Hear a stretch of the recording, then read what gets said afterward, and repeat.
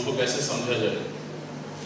तो आप अगर देखेंगे भगवद गीता में बताया गया है कि 4 तरीके के लोग होते हैं जो कि स्पिरिचुअलिटी में इंटरेस्टेड होते हैं, जिसको हम बोलते हैं ना कि इंटरेस्टेड व्यक्ति है। सबसे पहले इंटरेस्टेड होता है, फिर बाद में सीरियस बनता है। कैसे कि 4 तरीके के लोग होते हैं जो कि स्पिरिचुअलिटी में या आपके प्रोग्राम में आने के लिए इंटरेस्टेड होंगे, उत्सुक होंगे। तो 4 क्या क्या है वो, तो पीछे आप दोहरा सकते हैं। चतुर्विधा भजन्ते मां जना सुकृतिनो अर्जुन आर्तो जिज्ञासुरर्थार्थी ज्ञानी च भरतर्षभ। 4 तरीके के लोग हैं जो कि स्पिरिचुअलिटी में इंटरेस्टेड होते हैं। उनको बायस कहा गया है, सुकृति कहा गया है। सबसे पहला है आर्त। आर्त का मतलब है जो कि परेशान है व्यक्ति, है ना, आर्त। दूसरा है जिज्ञासु। जिज्ञासु का मतलब है कि जिसके अंदर कई तरीके की जिज्ञासा है, वो कुछ जानना चाहता है ना, स्पिरिचुअलिटी के बारे में, जो भी चीजें भगवान के बारे में, जिज्ञासा। तो डायरेक्ट जिज्ञासा मतलब ऐसा जरूरी नहीं है कि वो भगवान के बारे में जानना चाहता हो, है ना, लेकिन उसके अंदर एक टेंडेंसी होगा कि वो फिलॉसफी, सिद्धांत, इस तरीके की बातें करना उसको अच्छा लगता है।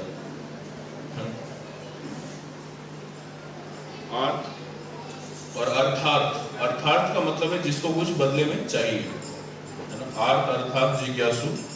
और ज्ञानी। ज्ञानी का मतलब वो व्यक्ति है जिसको एक फेथ है कि भगवान है ना, लेकिन शास्त्रों के बारे में बहुत डीप नॉलेज नहीं है। एग्जैक्टली कैसे प्रैक्टिस करते हैं, है ना, स्पिरिचुअलिटी कैसे प्रैक्टिस करना है, या एग्जैक्टली शास्त्रों में क्या कंक्लूजन्स दिए गए हैं, ये उनको डीप नॉलेज नहीं होता है कई बार। तो जिज्ञासु और ज्ञानी में अंतर ये है कि जिज्ञासु जो है वो अभी हो सकता है जिज्ञासा व्यक्त करता हो लेकिन भगवान में विश्वास नहीं करता। ज्ञानी वो व्यक्ति है जो भगवान में विश्वास करता है लेकिन शास्त्रों का पूरा नॉलेज नहीं है उसको, ठीक है ना। वो इस तरीके के क्वेश्चन पूछेगा ज्ञानी व्यक्ति जो है। अब ये चारों तरीके के लोग जो हैं, तो ये जो व्यक्ति है जिसका एग्जाम्पल लिया था हमने, ये 4 में से चार तरीके की इसकी नीड्स हो सकती हैं, आवश्यकताएं हो सकती हैं। तो ऐसा नहीं है कि एक व्यक्ति जो है वो ज्ञानी के लेवल पे ही होगा तो वहीं रहेगा हमेशा, है ना। एक ही व्यक्ति के जीवन में ये उतार चढ़ाव आते रहते हैं। कभी वो आर्थ की तरह व्यवहार करेगा, कभी अर्थार्थ की तरह व्यवहार करेगा, कभी जिज्ञासु बन जाएगा, आप समझे ना। तो इस तरीके से 4 जो है, अगर आपको पता है कि हाँ ये 4 तरीके के नीड्स होते हैं व्यक्ति के, तो इससे फायदा क्या है? फायदा ये है कि आप कृष्णा कॉन्शियसनेस को, भक्ति को उस तरीके से पैकेज कर सकते हैं। यही चीज हमने ऐड में देखा, है ना, कि उन्होंने अपने प्रोडक्ट को, प्रिंटर को कैसे पैकेज किया ताकि ऑडियंस को अट्रैक्टिव लगे। तो भक्ति को भी हमें पैकेज करने की आवश्यकता पड़ती है। डायरेक्ट आप देंगे तो कोई नहीं लेगा, आप समझ रहे हैं। तो पैकेज कैसे करते हैं, लेकिन पैकेज अट्रैक्टिव बनाने के लिए जरूरी है कि उसका जो पैकेजिंग है वो ऐसा हो कि सामने वाला व्यक्ति देख के उसको लगे कि मेरी जरूरत पूरी होगी इससे, है कि नहीं। और जरूरतें कितनी तरीके की होती हैं? 4 तरीके की। आप टीचिंग करने जा रहे हैं अगर, तो आपको पता होना चाहिए कि सामने वाला जो व्यक्ति है वो किन किन चीजों को लेके परेशान होता है। आर्थ। सामने वाला जो व्यक्ति है उसके जीवन में क्या क्या ऐसी चीजें हैं जो वो प्राप्त करना चाहता है। अर्थात सामने वाला व्यक्ति है वो किन चीजों के बारे में जिज्ञासा रखता है, जिज्ञासु। और सामने वाला व्यक्ति जो है शास्त्रों से रिलेटेड क्या प्रश्न पूछता है या क्या जो है उसके मन में डाउट्स हैं, है ना, उसको मतलब ज्ञानी। तो ये कैसे पता चलता है? तो एक तो जब आप प्रोग्राम शुरू करोगे, इसलिए फैसिलिटेशन का बहुत इंपॉर्टेंट रोल है। लोगों से बात करना, उनको फोन करना, है ना। तो डायरेक्ट तो नहीं पूछ सकते कि भाई आप किन चीजों को लेकर परेशान हैं है कि नहीं, क्या चाहते हैं आप, सीधे सीधे बता दीजिए। एक फॉर्म बनाया हमने, गूगल फॉर्म, उसमें 4 हमने वो डाला है, आर्थ अर्थात जिज्ञासु ज्ञानी, इसमें भर दीजिए, ठीक है। तो ऐसे डायरेक्ट तो कोई नहीं बताएगा, तो वो ढूंढना पड़ता है, ये प्रचारक का काम है ना। प्रचारक के ये सब काम होते हैं। लोगों को लगता है प्रचारक मतलब जो है बैठ के कुर्सी पे लेक्चर देना बट लेक्चर जो है वो सबसे लास्ट में आता है। बैकग्राउंड, उसके पहले लेक्चर देने से पहले बहुत सारे काम करने पड़ते हैं। ये उसी तरीके से जैसे लोग समझते हैं चैंटिंग मतलब बैठ के चैंटिंग करना पूरे दिन चाहे कुछ भी करें, ठीक है, तो ऐसा नहीं होता है। तो उसी तरीके से प्रीचिंग जो है वो केवल लेक्चर देना नहीं है, उसके अलावा भी बहुत सारी चीजें होती हैं। तो जब आप उनसे बात करेंगे तो बातों बातों में पता चलता है कि, है ना, जैसे आप किसी से पूछें कि कोई भगवद गीता क्लास में आपके आया है, अब मैं आपको बता रहा हूँ कि ये कैसे पता चलता है व्यक्ति के बारे में। 4 चीजें। कोई मान लीजिए आपकी क्लास में आ रहा है फर्स्ट टाइम, ठीक है, तो आपको उनसे पूछना चाहिए कि आप इस क्लास में आप आए कैसे, आपको क्या इंटरेस्ट किया, क्या चीज अट्रैक्ट किया, कैसे आपकी इच्छा हुई कि इस्कॉन से जुड़े या हमारी या भगवद गीता क्लास में आए। तो आपको कहानी सुनाए, आपको बस एक प्रश्न पूछना है। लोग जो है, सबसे बड़ा समस्या ये है जीवन में कि लोगों के पास कोई ऐसा व्यक्ति नहीं है जो सुने उनकी बात। आप समझे? आप एक प्रश्न पूछेंगे, वो देखिएगा आपको आधे घंटे बताएगा अपने बारे में, और शुरू से शुरू करते हैं लोग। मैंने देखा है, मैं जब 8th क्लास में था तब मैं जाता था, है कि नहीं, वहां जाता था, एक बार भगवद गीता मिला, तब से इच्छा थी पर कोई मिला नहीं। आप समझे ना? फिर एक दिन मैंने, फिर पूरा बताएगा वो, स्कूल से लेके कॉलेज, जॉब, सब बताएगा आपको, है कि नहीं। तो प्रश्न पूछना बहुत जरूरी है। प्रश्न पूछ के चुप हो जाना चाहिए, है ना, सुनना। वही व्यक्ति अच्छा वक्ता बन सकता है जो अच्छा श्रोता है। हियरिंग जिसका जितना स्ट्रांग है, हियरिंग मतलब लोग समझते हैं केवल लेक्चर सुनना पर हियरिंग मतलब केवल लेक्चर सुनना नहीं है, सामने वाले की परेशानी को बैठ के आधा घंटा सुनना, वो भी हियरिंग। तो उससे जो है आपको पता चलता है कि फिलॉसफी को कैसे पैकेज करना है ना। जैसे आप देखो, कोई बिस्किट की कंपनी है ना, तो रक्षाबंधन में क्या करते हैं, उसका पैकेज चेंज कर देते हैं। जैसे कल हम डिस्कस कर रहे थे, पैकेज के ऊपर रक्षाबंधन से रिलेटेड कोई मैसेज लिख देंगे, है ना। तो पैकेज जो है क्यों ऐसा कर रहे हैं, ताकि लोगों को अट्रैक्ट कर सके, ठीक है, सही ऑडियंस को अट्रैक्ट कर सके। तो ये क्लियर है, ये 4 तरीके के लोगों के नीड्स होते हैं। इससे रिलेटेड कोई प्रश्न है किसी का? क्लियर है आप सभी को? अब सवाल उठता है कि हाँ जी, मतलब माइक है।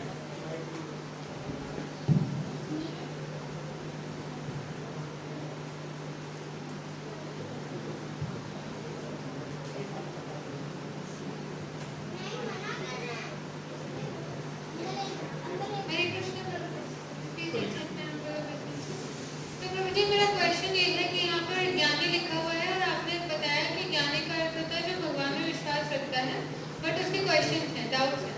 तो प्रभु जी, जैसे जो भक्त होते हैं उनके मन में भी तो डाउट्स होते हैं, तो ज्ञानी और भक्त में क्या डिफरेंस है? ज्ञानी और भक्त में डिफरेंस है कि भक्तों को पता है कि लाइफ का लास्ट गोल क्या है, भगवान कौन है। उन लोगों को इतना क्लियर नहीं होता है। जैसे कई लोग मिलेंगे आपको, बोलेंगे मैं शिव पुराण पढ़ता हूँ, कोई कहेंगे मैं देवी भागवत पढ़ता हूँ, वो ज्ञानी होते हैं। वो बेसिकली वो पहले से ही शास्त्र पढ़ रहे हैं, कहीं से सुन, मैं यहाँ पे ब्रह्म कुमारी में जाता हूँ, इसका मतलब उसको इतना ज्ञान है। ज्ञान मतलब ये होना चाहिए ज्ञान की मैं शरीर नहीं हूँ, मैं आत्मा हूँ। एक रफ अंदाजा होना चाहिए उसको ज्ञानी कहा जाता है। क्योंकि बाकी जो लोग हैं वो इस स्तर पे भी नहीं है ना। तो ये डिफरेंस होता है। भक्तों को पता है कि जीवन का लक्ष्य क्या है, भगवान कौन है, किनकी सेवा करनी है ना। तो ये डिफरेंस है। क्लियर? और कोई प्रश्न है इससे रिलेटेड? तो अब हम आगे बढ़ते हैं।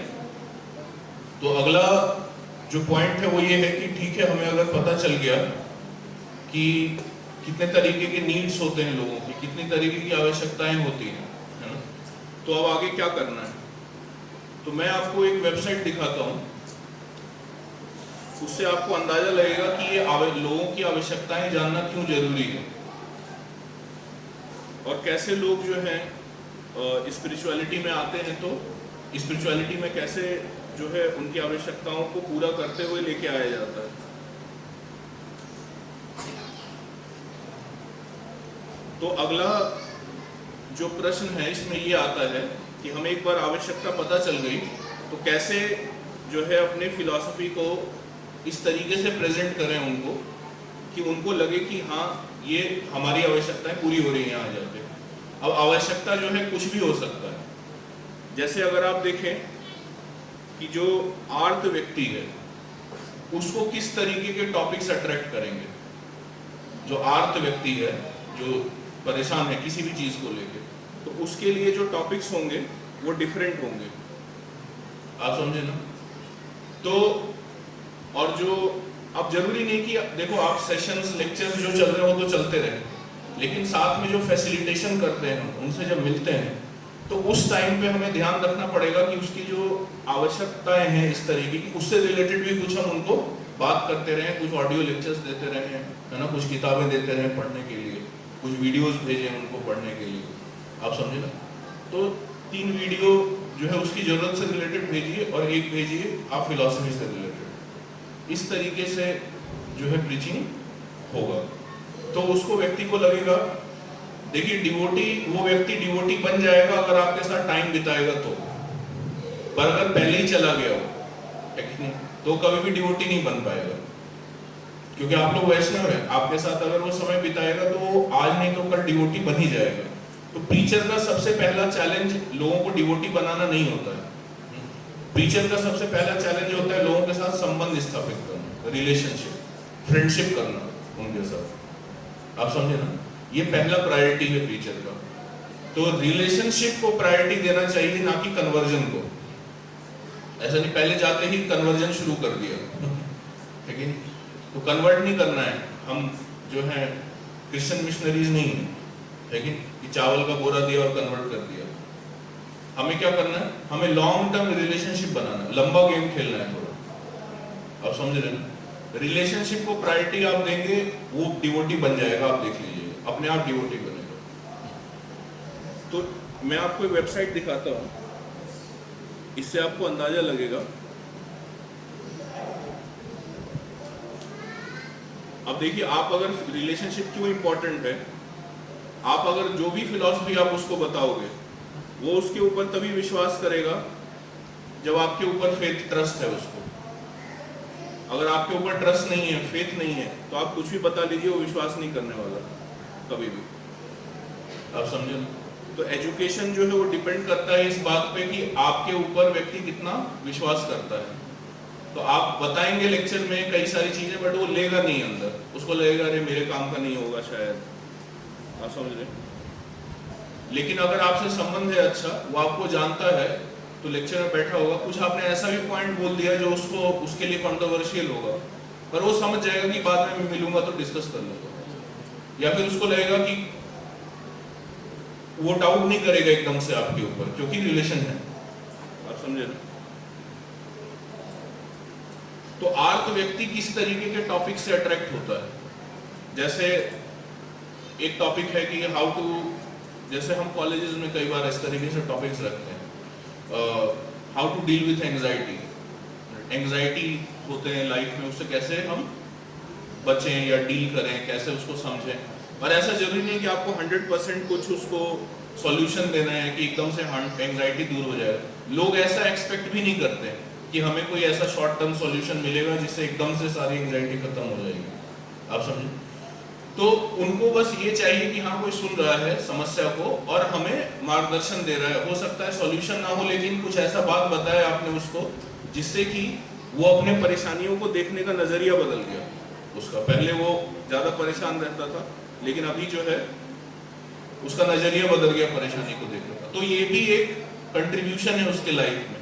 आप उसको समय दे रहे हैं, उसकी परेशानियों को सुन भी रहे हैं, तो ये भी एक कंट्रीब्यूशन है उसकी लाइफ में, आप समझ रहे हैं। तो ये जो है, तो आर्त व्यक्ति इस तरीके के टॉपिक से अट्रैक्ट होता है। अब आप प्रॉब्लम का सॉल्यूशन दो उसको मतलब नहीं है कि आप भगवद गीता से बताओ, भागवतम से बताओ, आप कहीं से भी बताओ, उसको लेना देना नहीं है, वो सुन लेगा भागवतम भी, लेकिन उसका प्रॉब्लम का सॉल्यूशन होना चाहिए उसमें, ठीक है।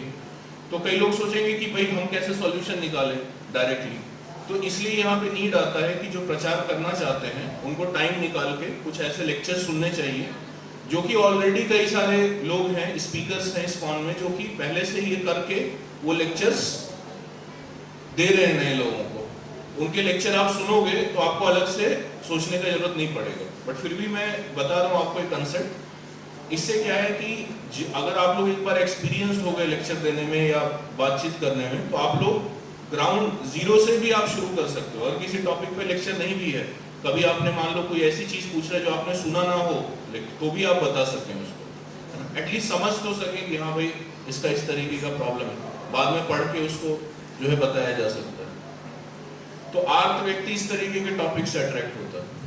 अर्थार्थ जो है वो कैसे टॉपिक से अट्रैक्ट होता है, तो मैं स्टूडेंट्स के पर्सपेक्टिव से बता रहा हूँ, कॉलेज प्रीचिंग के पर्सपेक्टिव से। आप लोग जिस ऑडियंस को प्रीच करते हैं उसके हिसाब से आपको समझना पड़ेगा। तो अर्थार्थ और आर्थ में डिफरेंस ये होता है कि आर्थ व्यक्ति जो है किसी चीज को लेके परेशान रहता है, वो परेशानी को हटाना चाहता है। अर्थार्थ जो होता है वो हो सकता है किसी चीज को लेके परेशान ना हो, बट वो कुछ अचीव करना चाहता है लाइफ में। आप समझे बात को? जैसे प्रभुपाद के पास एक व्यक्ति आए, प्रभुपाद ने देखा कि ये बहुत अच्छे म्यूजिशियन हैं, उनका टैलेंट है कि भाई मैं म्यूजिशियन बनना चाहता हूँ। तो प्रभुपाद ने बोला ठीक है, आप म्यूजिक में ही, आप जो म्यूजिक में ही उनको इंस्पायर किया आगे जाने के लिए। तो ये भी समझना जरूरी है कि हर तरीके के लोगों को हम अगर भक्त बनाना चाहते हैं तो उस तरीके के इंगेजमेंट्स भी एग्जिस्ट करने चाहिए हमारे प्रीचिंग एरिया में। आप समझे? उस तरीके के इंगेजमेंट्स भी एग्जिस्ट करने चाहिए। अगर उस तरीके का एरिया नहीं है, अब हम चाहते तो हैं कि हम सबको भक्त, सब पूरा संसार भक्त बन जाए, म्यूजिशियंस भी, डायरेक्टर्स भी। अब वो म्यूजिशियन आएगा, वो पूछेगा कि कहाँ पे बजाऊं मैं गिटार ये समझ रहे हैं बात को? तो आपको उनको बोलना पड़ेगा कि ये गिटार विटार माया है, ये सब छोड़ दो, ये सब बेकार की चीजें। अब पर क्यों बोलते हैं हम ऐसा? क्योंकि हमें पता है कि हम इसको एंगेज नहीं कर सकते। आप समझे? तो प्रीचिंग केवल जो है ऐसा नहीं कि आप अपने एरिया में प्रीचिंग कर रहे हैं, हम अपने एरिया में प्रीचिंग कर रहे हैं, या अपने एरिया में प्रीचिंग कर रहे हैं। एक एरिया में इस तरीके का पूरा एटमॉस्फेयर देना आवश्यकता पॉसिबल नहीं होता है कई बार। आप समझे? इसलिए यहाँ पे यूनिटी का कंसेप्ट आता है। तो यूनिटी क्या है? यूनिटी का मतलब है कि कई लोग जो हैं, हर व्यक्ति के अंदर अलग अलग टैलेंट होता है, डिफरेंसेस की तरह देखा जाता है उसको कि ये अलग है, हम अलग हैं, लेकिन बट उसको डिफरेंसेस की तरह नहीं, वैरायटी की तरह देखना चाहिए। ये वैरायटी है। आप समझे? मान लीजिए कोई आपके एरिया में कोई व्यक्ति आ रहा है जो कि इस तरीके से टैलेंटेड है, आप देख रहे हैं कि कोई ऐसा एरिया है जहां पे ये टैलेंट यूज किया जा सकता है, तो आप उसको गाइड करो, आप उसको लेक्चर दो। स्पिरिचुअल गाइडेंस यहाँ से होगा, लेकिन सेवा हो सकता है वहां करेगा। आप समझे बात को? इंगेज हो सकता है वहां पे। तो मतलब विजन को थोड़ा सा ब्रॉड करने की आवश्यकता है, कि एक ही जगह पे बहुत सारी चीजें डेवलप करना इमीडिएटली पॉसिबल नहीं होता है। आप समझ रहे हैं? तो यूथ प्रीचिंग में जनरली जो मॉडल है वो इसी तरीके का रखा है प्रभु जी ने शुरू से। मैं देखा कि IYF जो है जैसे ग्रो हुआ, तो मैंने देखा कि IYF में कई तरीके के लोग आ रहे थे, तो हर व्यक्ति उसमें से यूथ प्रीचिंग करने के लिए इंटरेस्टेड नहीं था। तो सुंदर गोपाल प्रभु ने कई तरीके के डिपार्टमेंट्स बनाना शुरू किए, 32 डिपार्टमेंट्स बनाए। जैसे उसमें से एक था village preaching, town preaching, congregation preaching, online preaching. तो इस तरीके से बहुत सारे डिपार्टमेंट्स बनाए। बेस मैनेजमेंट, कई लोग ऐसे होते हैं जो मैनेजमेंट में बहुत अच्छे होते हैं, स्ट्रेटेजिक थिंकिंग में बहुत अच्छे होते हैं, उनको विजन बनाना, प्लान करना ये बहुत अच्छा लगता है, लेकिन ग्राउंड पे आप खड़ा कर दोगे तो कुछ कर नहीं पाएंगे पर पेपर में प्लान बनाने के लिए बोलेंगे तो बहुत अच्छा बनाते हैं। आप समझे बात? तो इस तरीके से अलग अलग जब डिपार्टमेंट्स बने, तो डिवोटी जो थे उनको लगा, उनको जो है एरिया मिला, एंगेजमेंट मिला, तो जुड़े भी रहे और साथ में अपना टैलेंट स्किल भी यूज करते रहे। तो इसीलिए जो है लोगों, तो अर्थार्थ के ऊपर मैं बता रहा था कि कई लोग ऐसे होते हैं जो एम्बिशियस होते हैं लाइफ में, ठीक है ना? उनके एम्बिशन को जो है हमें चैनलाइज करना चाहिए, डायरेक्शन देना चाहिए, ना कि कट करना। आप समझे, एक होता है उसको कट कर देना, क्यों? क्योंकि हमारे पास विजन नहीं है कुछ उसको लेके। तो बट मैंने प्रीचिंग, सक्सेसफुल प्रीचिंग ये देखा है कि जैसे आईओएफ में प्रभु जी कैसा सोचते हैं, मैंने देखा है कि अच्छा, प्रभु जी का मैं एग्जांपल इसलिए बताता हूँ क्योंकि हमने जो है साथ में हम काफी टाइम से हम देख रहे हैं उनको, तो हमने वहां से सीखा है। तो वो एक एग्जांपल है, किसी को भी देख सकते हैं आप, कोई भी सक्सेसफुल प्रीचर है वो ये प्रिंसिपल्स फॉलो कर रहा होगा। तो मैं सिद्धांत आपको बता रहा हूँ, मैं प्रिंसिपल्स आपको बता रहा हूँ, सिद्धांत वो अपने आप एरियाज में जहाँ भी प्रीचिंग कर रहे हो वहाँ आप अप्लाई कर सकते हैं। तो मैंने ये देखा कि जो है लोग जिस तरीके का टैलेंट लेके आ रहे हैं, तो ये नहीं सोचा कि अरे इसको या तो टैलेंट इसका खत्म करो, है ना, या फिर जो है हम इसको भक्त नहीं बना पाएंगे। तो रादर क्या किया, खुद के ऊपर पेन लेते हैं। प्रीचर्स का मतलब है जो खुद के ऊपर पेन ले और एक नया एक्स्ट्रा एरिया क्रिएट करे, नया एंगेजमेंट क्रिएट करे। हो सकता है आप कीर्तन करते हैं कई बार, ठीक है ना, मैंने देखा है भक्त जो है कीर्तन करते हैं अपने प्रोग्राम में, कई बार एक मृदंग प्लेयर होता है ना, और एक ही गाने वाला होता है। वही गाने वाला कई बार प्रसाद भी बना रहा है, वही गाने वाला जो है वो लोगों को कॉल भी कर रहा है। अब लोग आ गए, अब वो प्रसाद बना रहा है, तो कीर्तन नहीं कर सकता, तो कीर्तन करने वाला कोई होता ही नहीं ठीक है ना। तो आप देखेंगे कि आपके ग्रुप में कई ऐसे लोग होंगे जो सिंगिंग में बहुत इंटरेस्टेड होंगे, बट हमें लगता है कि ये नए लोग क्या करेंगे, कई बार ऐसा लगता है कि नहीं, इनको कैसे हम जो है दे दें। बट ये सब चीजें ऐसी हैं कि जो देना चाहिए नए लोगों को, डेलीगेट करना चाहिए, उससे आपका काम बहुत आसान हो जाएगा। अब उनको देंगे, एक बार देंगे, थोड़ा सा ऊपर नीचे करेगा, अगली बार वो सीख के आएगा। आप देखना, वो इंतजार करेगा कि कब संडे क्लास आएगा अगला। अब क्योंकि उसका जो नीड है वो अर्थ है ना, आप उसको मीनिंग मिल रहा है, यहाँ पे आने से अर्थ मिल रहा है, कुछ मीनिंगफुल मिल रहा है उसको। जस्ट मैं एक एग्जांपल बता रहा हूँ, आप लोगों को ये सब चीजें पहले से पता होगा हो सकता है, बट मैं ये प्रिंसिपल बता रहा हूँ कि ये प्रिंसिपल क्या है। आर्त अर्थात जिज्ञासु ज्ञानी भगवान ने क्यों बोला है, उसका क्या उपयोग है प्रीचिंग कॉन्टेक्स्ट में खासकर। तो अर्थार्थ व्यक्ति इस तरीके की चीजों से अट्रैक्ट होता है, ठीक है ना। जिज्ञासु का मतलब है कि वो जो है फिलॉसफी में डायरेक्टली इंटरेस्टेड होगा।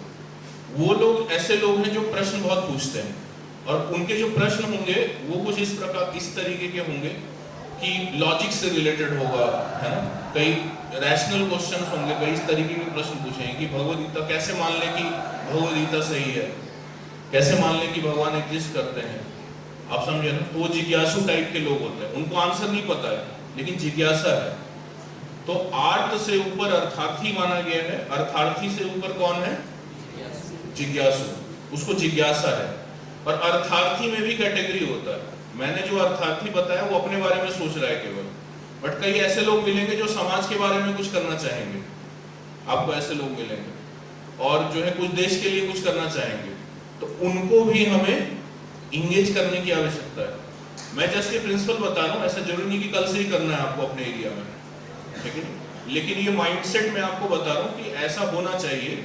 अब वो धीरे धीरे होगा, उसमें टाइम लगता है ग्रो होने में इन सब चीजों को, बट पता होना चाहिए। अब वो पता होगा तो आप डिस्टर्ब नहीं होंगे, एटलीस्ट आप देख पाएंगे कि हाँ ये 3 लोग इस वजह से गए, या ये 2 लोग यहाँ पे हैं तो इस वजह से हैं।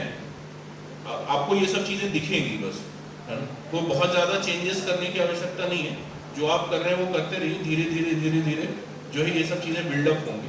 बट जस्ट मैं सिद्धांत बता रहा हूँ कि क्या बेसिकली क्या होता है, प्रीचिंग मतलब क्या है, पूरा उसका स्कोप मैं आपको बता रहा हूँ, है ना। उससे आपको एक प्रीचिंग के बारे में ब्रॉड अंडरस्टैंडिंग डेवलप होगा, एक बड़ा विजन डेवलप होगा। तो और ज्ञानी जो है वो इस तरीके का प्रश्न पूछेगा कि एक कर्म का सिद्धांत क्या है, कौन सा योग सबसे सर्वश्रेष्ठ है, शास्त्रों से प्रश्न होंगे उसके, कौन भगवान है, कैसे मान ले कि यही भगवान है, ऐसा कैसे हो सकता है कि नहीं।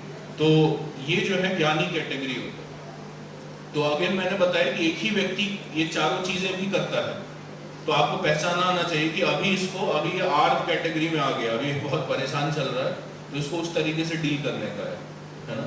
अभी ये जो है वो जैसा बन जाए वैसा चश्मा लगाना है आपको प्रीचर को, है ना, और उस टाइप का लेक्चर्स, उस टाइप का कंटेंट, उस टाइप से बात करना है उसके साथ। मतलब वो अपना रोल चेंज कर रहा है तो आपको भी अपना रोल चेंज करना है। ऐसा नहीं कि वो रोल चेंज कर रहा है, उसको नीड कुछ और है, बट हम वही बोल रहे हैं जो हम पहले उसको बोल रहे थे। तो आपको भी रोल चेंज करना, अपनी भाषा चेंज करनी है उसके हिसाब से। तो मैं आपको एक वेबसाइट दिखाता हूँ।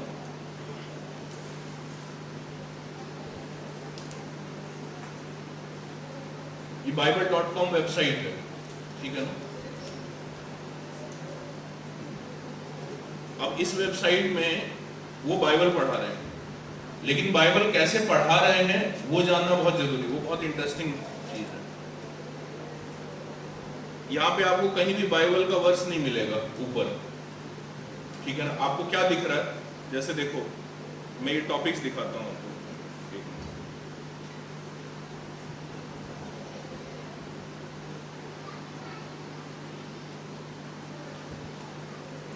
इसको जूम कर देता हूँ तो आपको दिखेगा।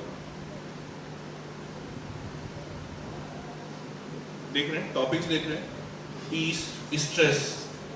सपोज कोई स्ट्रेसफुल व्यक्ति आता है इस वेबसाइट पे, बाइबल पढ़ने नहीं आया है, वो स्ट्रेस के बारे में जानना, उसका नीड क्या है। स्ट्रेस किस कैटेगरी में आता है, आर्थ, ठीक है ना। तो आर्थ व्यक्ति आया, वो इसको देखते ही क्लिक करेगा, क्यों? क्योंकि उसका नीड है, उसकी आवश्यकता पूरी हो रही है। अब जैसे ही आप स्ट्रेस पे क्लिक करोगे तो स्ट्रेस से रिलेटेड बहुत सारे टॉपिक्स दिखेंगे आपको। अभी भी बाइबल नहीं आया पिक्चर में, आप देखिएगा कैसे बाइबल कब आएगा। अब स्ट्रेस जो है एक कारण से तो नहीं होता है, कई कारण से स्ट्रेस हो सकते हैं, सबका अलग अलग सॉल्यूशन होता है। ऐसा नहीं कि हमने सेशन दे दिया ओवरकमिंग स्ट्रेस तो उससे सबका स्ट्रेस चला गया। आप समझे? यहीं पे बात आती है पर्सनल फॉलोअप की, क्योंकि एक व्यक्ति जिस कारण से स्ट्रेसफुल है वो अलग होगा, दूसरा व्यक्ति जिस कारण से स्ट्रेसफुल है वो अलग होगा। और आप लोग अगर इस तरीके से प्रीचिंग के लिए प्रिपेयर करेंगे तो ये मत सोचिए कि केवल आप प्रीचिंग अच्छा कर पाएंगे, आपके लाइफ में भी बहुत मदद मिलेगा। आप अगर किसी को बता रहे हो कि भाई भगवद गीता या भागवतम या स्पिरिचुअलिटी का पालन करने से कैसे आपका स्ट्रेस कम हो सकता है, तो आप 5 लोगों को बता रहे हो तो वो 5 लोग एक एक बार सुन रहे हैं आपसे, बट आप 5 बार सुन रहे हो जो बोल रहे हो। आप सुन रहे बात को, आप 5 लोगों को बताए, इसका मतलब आपने 5 बार सुना उसको जो बोल रहे हैं। तो जो भगवत धाम के बारे में जो है 200 लोगों को बता रहा है, 200 बार बता रहा है, वो खुद भगवत धाम के ऊपर डाउट नहीं कर सकता कि भगवत धाम एग्जिस्ट करता है कि नहीं। ये प्रीचिंग जैसे कहते हैं ना कि प्रचार जो है उससे चैतन्य महाप्रभु की कृपा मिलती है। तो कृपा क्या होती है, वो ये कृपा है। कृपा मतलब ये होता है कि आप जब बोल रहे हो दूसरों को 50 बार आपने बोला तो 50 बार आपने सुना, वही कृपा है। आप समझे?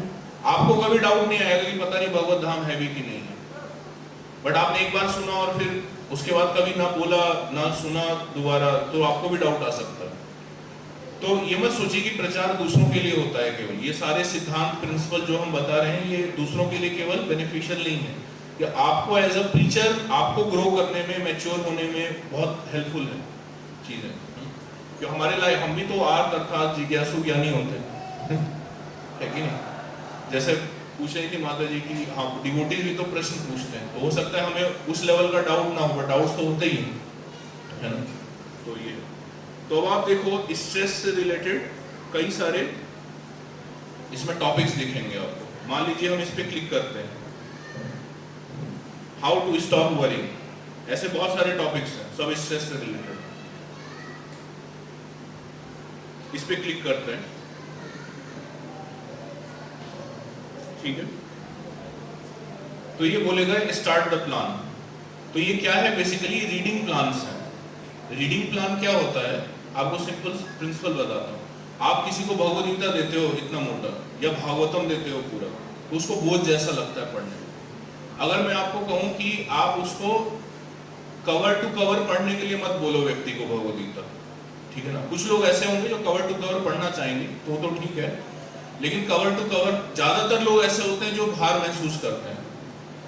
तो अगर आप उसको बोलो, उसने मान लो आपसे प्रश्न पूछा, आपको पता चला इसकी आवश्यकता है, तो आप उसकी आवश्यकता के अनुसार उसको बोलो कि ये 4 श्लोक पढ़ो और इस एंगल से पढ़ो, वो भी बताया आपने उसको, तो वो घर जाके वो 4 श्लोक पढ़ेगा।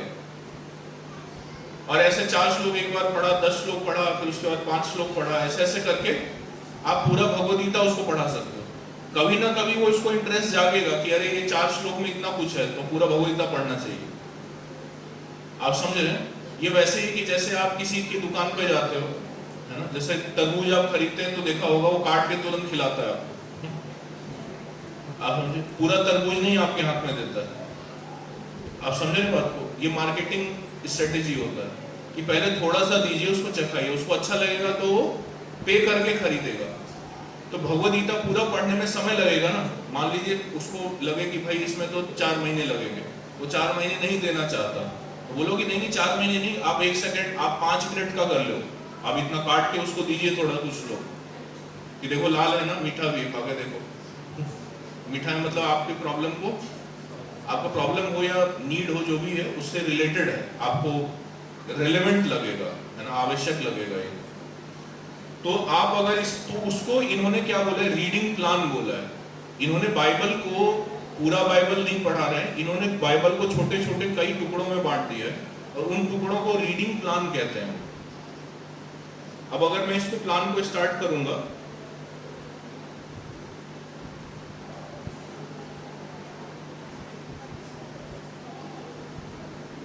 तो ये 4 दिन का प्लान है। देखिए मैं जूम कर देता हूं थोड़ा, दिख रहा है? 4 दिन पढ़ना है आपको, और क्या पढ़ना है, बहुत ज्यादा नहीं पढ़ना। पहले दिन केवल ये 4 चीजें हैं, ठीक है? तो नीचे के 3 जो हैं ये क्या है जानते हैं? ये बाइबल के वर्स हैं। लेकिन कौन से वर्स होंगे ये, जो कि इस टॉपिक से रिलेटेड होगा। समझ रहे हैं आप कैसे पढ़ाया जाता है, स्क्रिप्चर्स कैसे पढ़ाना पड़ता है कई बार। और ये डिवोशनल जो लिखा हुआ है ये कुछ नहीं है, ये आर्टिकल है। तो ये जब आप पढ़ोगे, पहला मान लीजिए पढ़ते हैं, तो यहाँ पे इसने समझाया है कि हम चिंता क्यों करते हैं।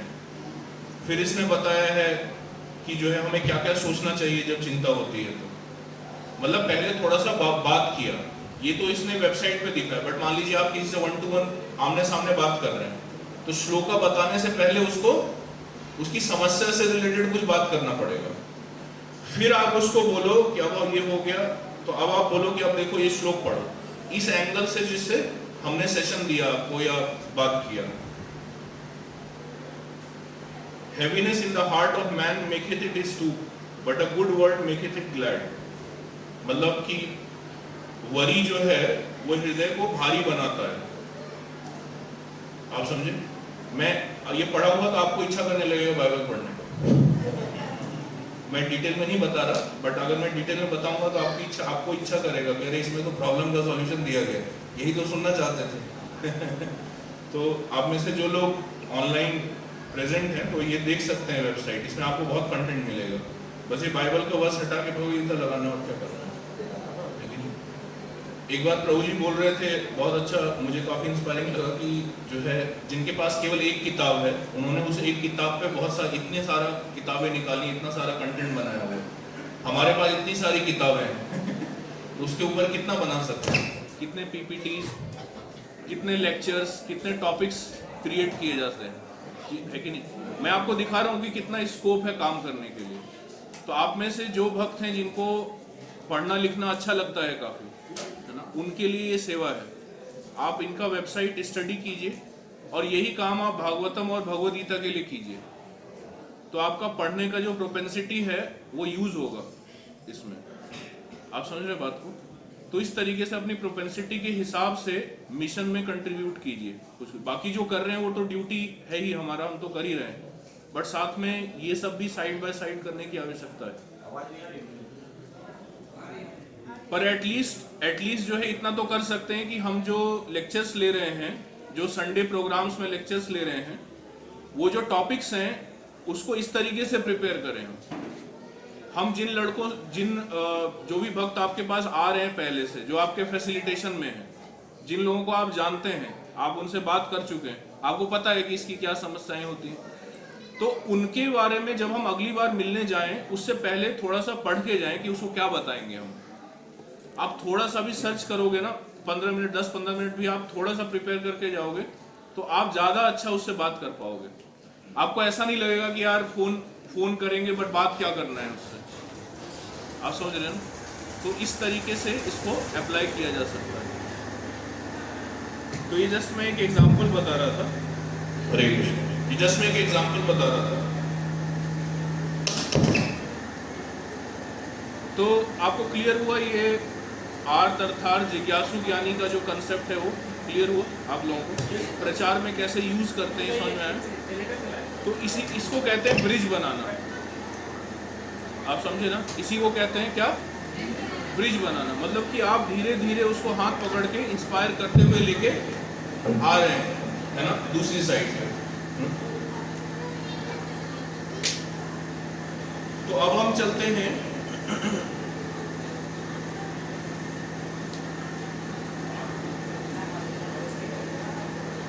तो तीन माइंडसेट हम डिस्कस कर चुके हैं। पहला क्या था? Locking the low hanging fruits. दूसरा क्या था? Leaders not followers. तीसरा क्या था? प्रचार को कैसे देखना है? ब्रिज बनाने जैसा देखना है, जिसमें उसको धीरे धीरे लेके आना है और उसकी जरूरतों को समझते हुए लेके आना है। ठीक है? तो ये 4 चीजें जो मैंने आपको बताया, इसका एक और फायदा है, इससे आपको समझ में आएगा किस तरीके के लेक्चर्स प्रिपेयर करने हैं। तो आपको देखने में मिलेगा कि बहुत सारे टॉपिक्स के ऊपर लेक्चर्स अवेलेबल हैं, लेकिन कैसे आप चूज करोगे कि कौन सा लेक्चर प्रिपेयर करना है? कर्म के ऊपर लेक्चर टॉपिक देना है उसको, योगा के ऊपर टॉपिक देना है, या फिर जो स्ट्रेस मैनेजमेंट के ऊपर टॉपिक देना है? कैसे डिसाइड होगा कि ऑडियंस आपका मेजॉरिटी किस कैटेगरी में है? अब मान लीजिए लेक्चर नहीं भी देना है आपको, आप पर्सनली बात करते हो किसी से, तो आपको पता होना चाहिए कि इसके लिए किस लेक्चर में कंटेंट मिलेगा। वो मैं थोड़ा सा सुन के जाए हम, ताकि उसको कुछ वैल्यूएबल दे सके। अगर आप उसको उसकी आवश्यकता के अनुसार चीजें देंगे तो वो दोबारा मिलना चाहेगा, आपका फोन उठाएगा।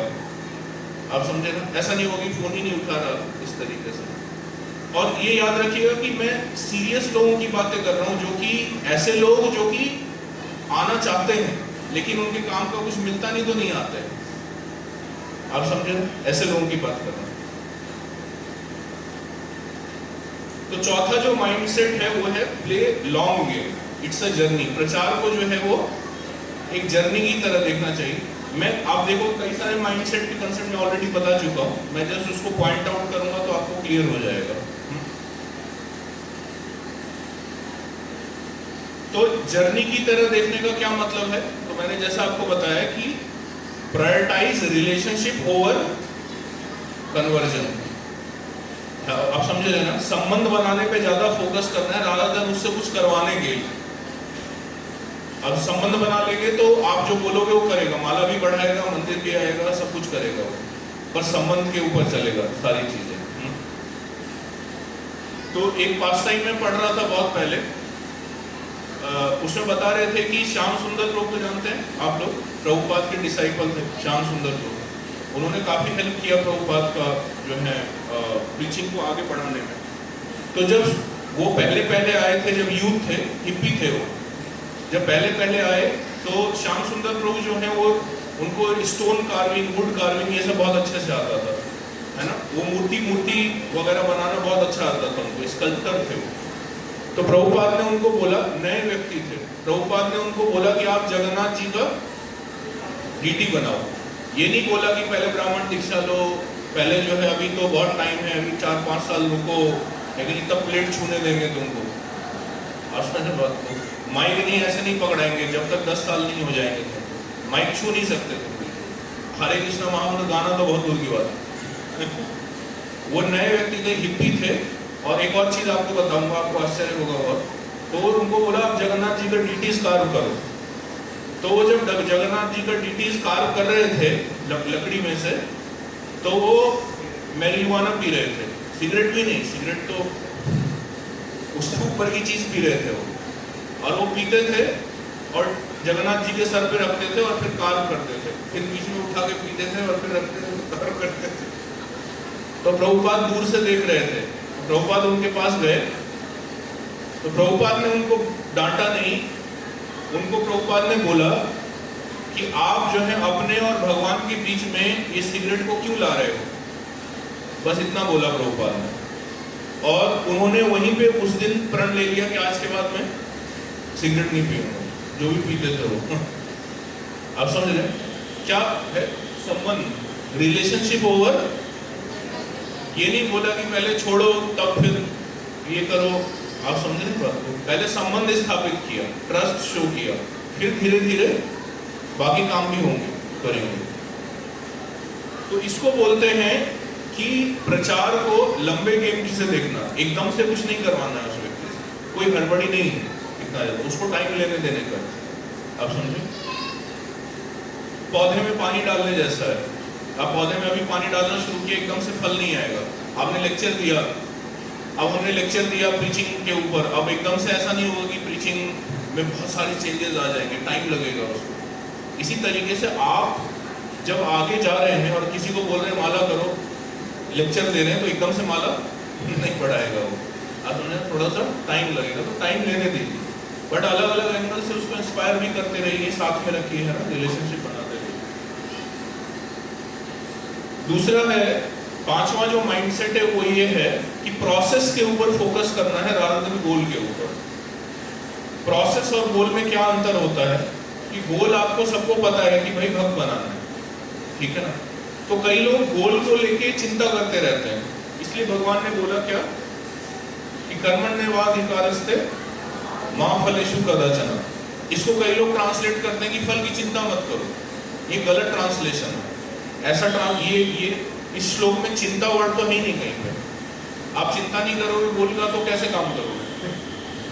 यहाँ पे ये बोला है कि फल के ऊपर अधिकार नहीं है आपका कंट्रोल नहीं है उसके ऊपर। किस चीज के ऊपर अधिकार है, कंट्रोल है आपका? प्रोसेस के ऊपर। आप समझे, कर्म मीन्स क्या, प्रोसेस। जैसे एक एग्जांपल देता हूं, अब आप देखो, जैसे मैंने टॉपिक आपको बताया ना कि सबसे पहले नीट लिखना है, एम लिखना है, फिर मेन टॉपिक लिखना है। मेन टॉपिक में क्या देना होता है, एग्जाम्पल, एनालॉजी। अब तो जैसे ये इन टॉपिक में आपको बता रहा हूं, बट साथ साथ में एग्जाम्पल देने से क्या फायदा होता है, वो मेन जो टॉपिक है वो दिमाग में इम्प्रिंट हो जाता है। आप समझे ना। तो जैसे मान लीजिए कि किसी व्यक्ति को आम चाहिए, और अब वो दिन भर जो है फोकस करता रहे कि आम बनाना है, बन नहीं रहा। अब आम ऐसी चीज है कि वो दिखता है ऐसा, बट आप उसको एज इट इज बना नहीं सकते। लाल पीला कलर पेंट लेके, है कि नहीं, और जो उसको बनाया नहीं जा सकता, तो वो क्या है, गोल है, फल है, वो लास्ट में होगा। अगर आपको उसको बनाना है तो तरीका क्या है, प्रोसेस फॉलो करो, पानी दो, गुठली डालो, है कि नहीं, उसको चारों तरफ जो उसको प्रोटेक्ट करो कि जानवर खा ना जाए, उसके ऊपर फर्टिलाइजर डालो और वेट करो। ये क्या हो गया, प्रोसेस, मतलब कर्म। और जो आम है वो क्या है, गोल, मतलब फल, जो इस श्लोक में बोला गया है। तो भगवान बता रहे हैं कि देखो, आपको मैं बोलूं कि आम बनाओ, आम नहीं बना सकते ना आप, ऐसे आपका अधिकार नहीं है, कंट्रोल ही नहीं दिया आपको। बट मैं आपको बोलूंगा कि गुठली डाल के डेली पानी डालो, कर सकते हो आप। तो इसी तरीके से जब आपको कोई सेवा दी जाती है, तो ये सोचना चाहिए हमें कि ये सेवा करने के लिए क्या क्या करना पड़ेगा। कई बार ऐसा होता है कि सेवा को लेके बहुत ज्यादा चिंता हो जाती है।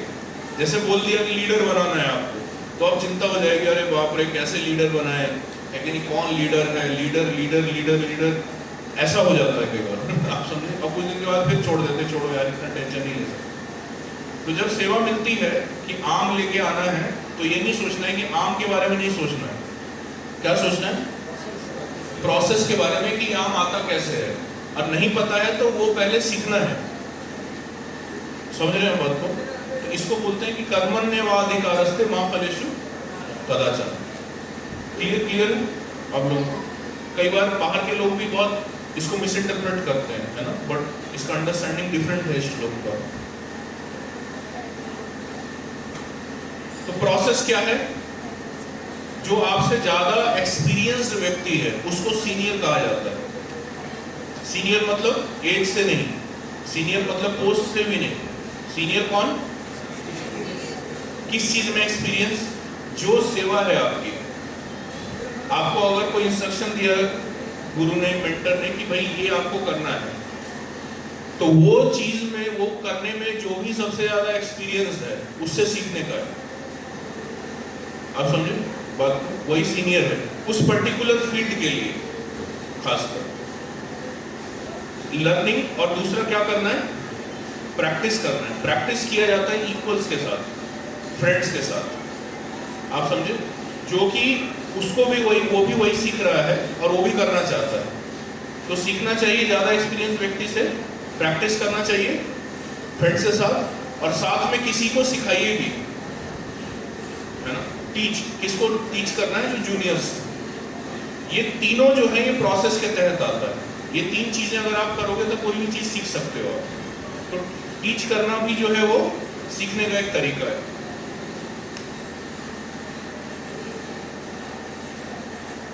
छठा माइंडसेट है, मैंने आपको पहले बताया कि differences should be seen as diversity.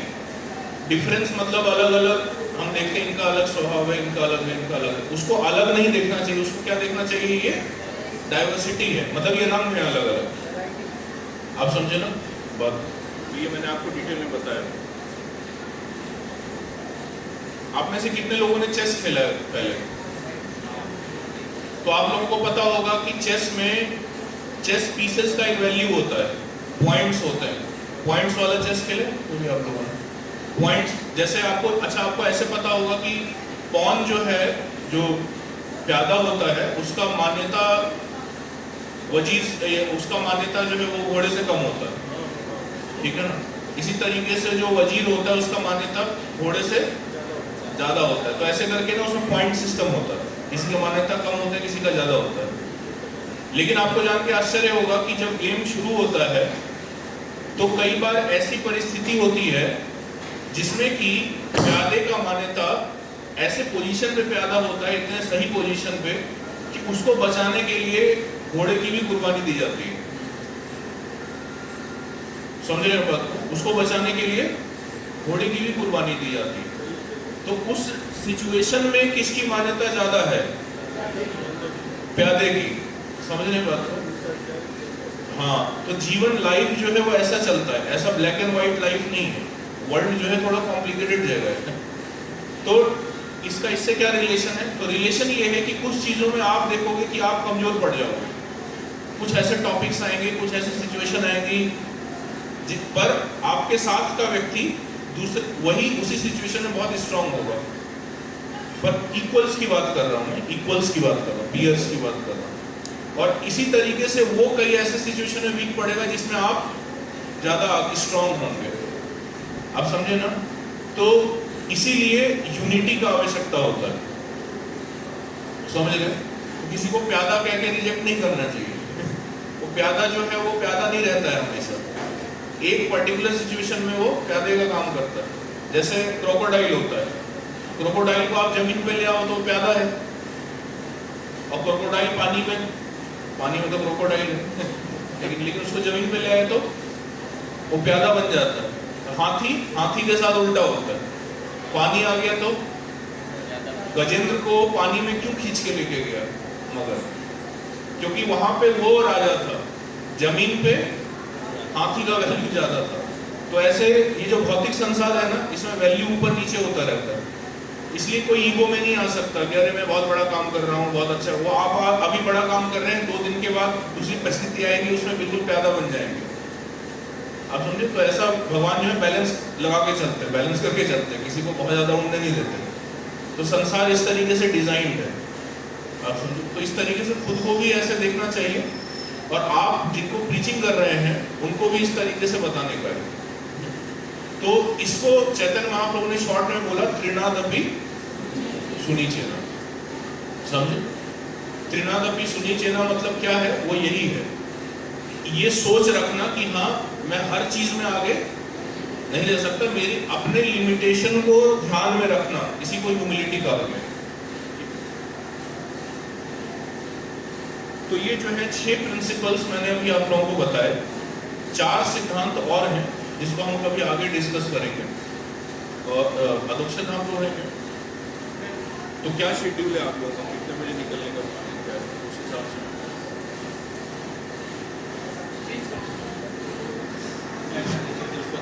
बनाते हैं, अगर आप प्रेजेंटेशन नहीं भी बनाते तो कोई दिक्कत नहीं है, बाकी जितना हमने बताया उतना भी आप प्रैक्टिस करेंगे तो आपका काफ़ी इम्प्रूवमेंट होगा पीछे। और इन ये जो प्रिंसिपल्स मैंने बताया इसको आप लोग 1 महीने 2 महीने प्रैक्टिस कीजिए, है ना, प्रेजेंटेशन दीजिए, घबराइए मत, है ना, प्रैक्टिस करके कई सारी चीज़ें आती हैं। तो फिर हम आगे एक और वर्कशॉप रखेंगे पब्लिक स्पीकिंग के ऊपर। तो पब्लिक स्पीकिंग के लेकिन कुछ ऐसे सिद्धांत हैं जो कि उन्हीं के लिए फायदेमंद होंगे जो पहले से पब्लिक स्पीकिंग का कुछ एक्सपीरियंस है उनको। तो आप में से ज़्यादातर लोग लेक्चर देते होंगे, लेक्चर नहीं दे रहे हैं तो लोगों से मिलते तो होंगे ही पर्सनली, तो एक्सपीरियंस है सफिशिएंट। लेकिन ये जो प्रिंसिपल्स मैंने आज बताए, इन सिद्धांतों को आप यूज कीजिए, जाके उसका एक्सपीरियंस लीजिए, लोगों को समझने का प्रयास कीजिए, लोगों को समझिए और उनकी जो जरूरतें हैं उसके बारे में लेक्चर सुनिए, वीडियो देखिए, आप समझे। ये प्रैक्टिस आपको करना है 1.5 महीने 2 महीने कम से कम। तो आप देखेंगे कि टीचिंग जो है क्वालिटी जो है और आपकी सेवा में क्वालिटी और इन्हेंस हो जाएगा। ऑलरेडी काफ़ी अच्छा कर रहे हैं बट और उसको वो इन्हेंस हो जाएगा। फिर हम पब्लिक स्पीकिंग के जब डिस्कशन करेंगे तो आपको बहुत रेलेवेंट लगेगा वो, नहीं तो बहुत सारी चीज़ें हम बता देंगे तो ओवरलोड, ऐसा लगेगा बहुत सारी चीज़ें हैं ये तो करने के लिए, भार लगने लगेगा टीचिंग, लेकिन ऐसा लगेगा अच्छा ये भी ध्यान रखना है वो भी ध्यान रखना है। तो इस तरीके से मैं चाहता नहीं। तो माइंडसेट जो है हम डिस्कस कर रहे थे, उसको मैं थोड़ा जूम कर देता हूँ। 6 हम बता चुके हैं। 7वां है इंस्पिरेशन वर्सेस इम्पोजिशन। लोगों को इंस्पायर करना है रादर देन उनके ऊपर थोपना है, इंस्ट्रक्शंस नहीं देना है हम। आप समझे ना बात? क्या करना है? इंस्पायर करना है। वो इंस्ट्रक्शन दे सकते हैं उसको बट उतना ही वो फॉलो करेगा जितना संबंध है आपके साथ, जितना वो आपके साथ आपसे इंस्पायर्ड है। और कैसे व्यक्ति इंस्पायर्ड रहता है? आप उसको पता होना चाहिए कि इनके ये कुछ वैल्यूएबल बताते हैं, मेरे काम की चीज बताते हैं। क्या काम की चीज क्या है? 4 कैटेगरी मैंने आपको बताया, ठीक है। तो इंस्पिरेशन और इम्पोजिशन में क्या डिफरेंस है? जब कोई प्रचारक जो है इंस्पायर करता है व्यक्ति को तो उससे भी सुनने की इच्छा रखता है, केवल बोलने की इच्छा नहीं रखता, वो उससे भी सुनना चाहता है। आप समझे कि आप बोलिए। क्यों सुनना चाहता है वो? क्योंकि जब वो सुनेगा तो उसको पता चलेगा कि इसकी क्या आवश्यकताएं हैं, नीड्स हैं और उसके लिए कितना ये कर सकता है कि नहीं, कितना कर सकता है कितना नहीं कर सकता है, तो उसके हिसाब से फिर आप इंस्पायर करो। तो कई बार हम इंस्पायर करते हैं ऐसी चीजों के लिए क्योंकि हम उसको जानते नहीं है, तो कई बार ऐसी चीजों के लिए इंस्पायर करते हैं जो वो कर ही नहीं सकता। तो आप बोल रहे होते हैं उसको, हम बोल रहे होते हैं उसको, वो सुन भी रहा होता है क्योंकि रिस्पेक्ट देना होता है डिवोटीज को, तो वो सुन रहा होता है लेकिन वो अंदर से जानता है कि ये कर नहीं सकता। आप समझ रहे? तो इसलिए उसको सुनने के बाद उसको इंस्पायर करने का।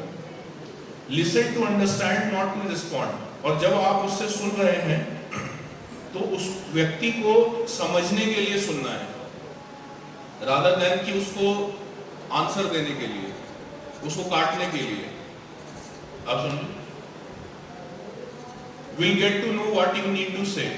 और ध्यान से जब आप 1 to 1 किसी से सुनते हो तो आपको पता चलता है कि क्या बोलना है। अगली बार जब आप फोन पे बात करोगे तो आपको ऐसा नहीं लगेगा कि अरे उससे क्या बात करें।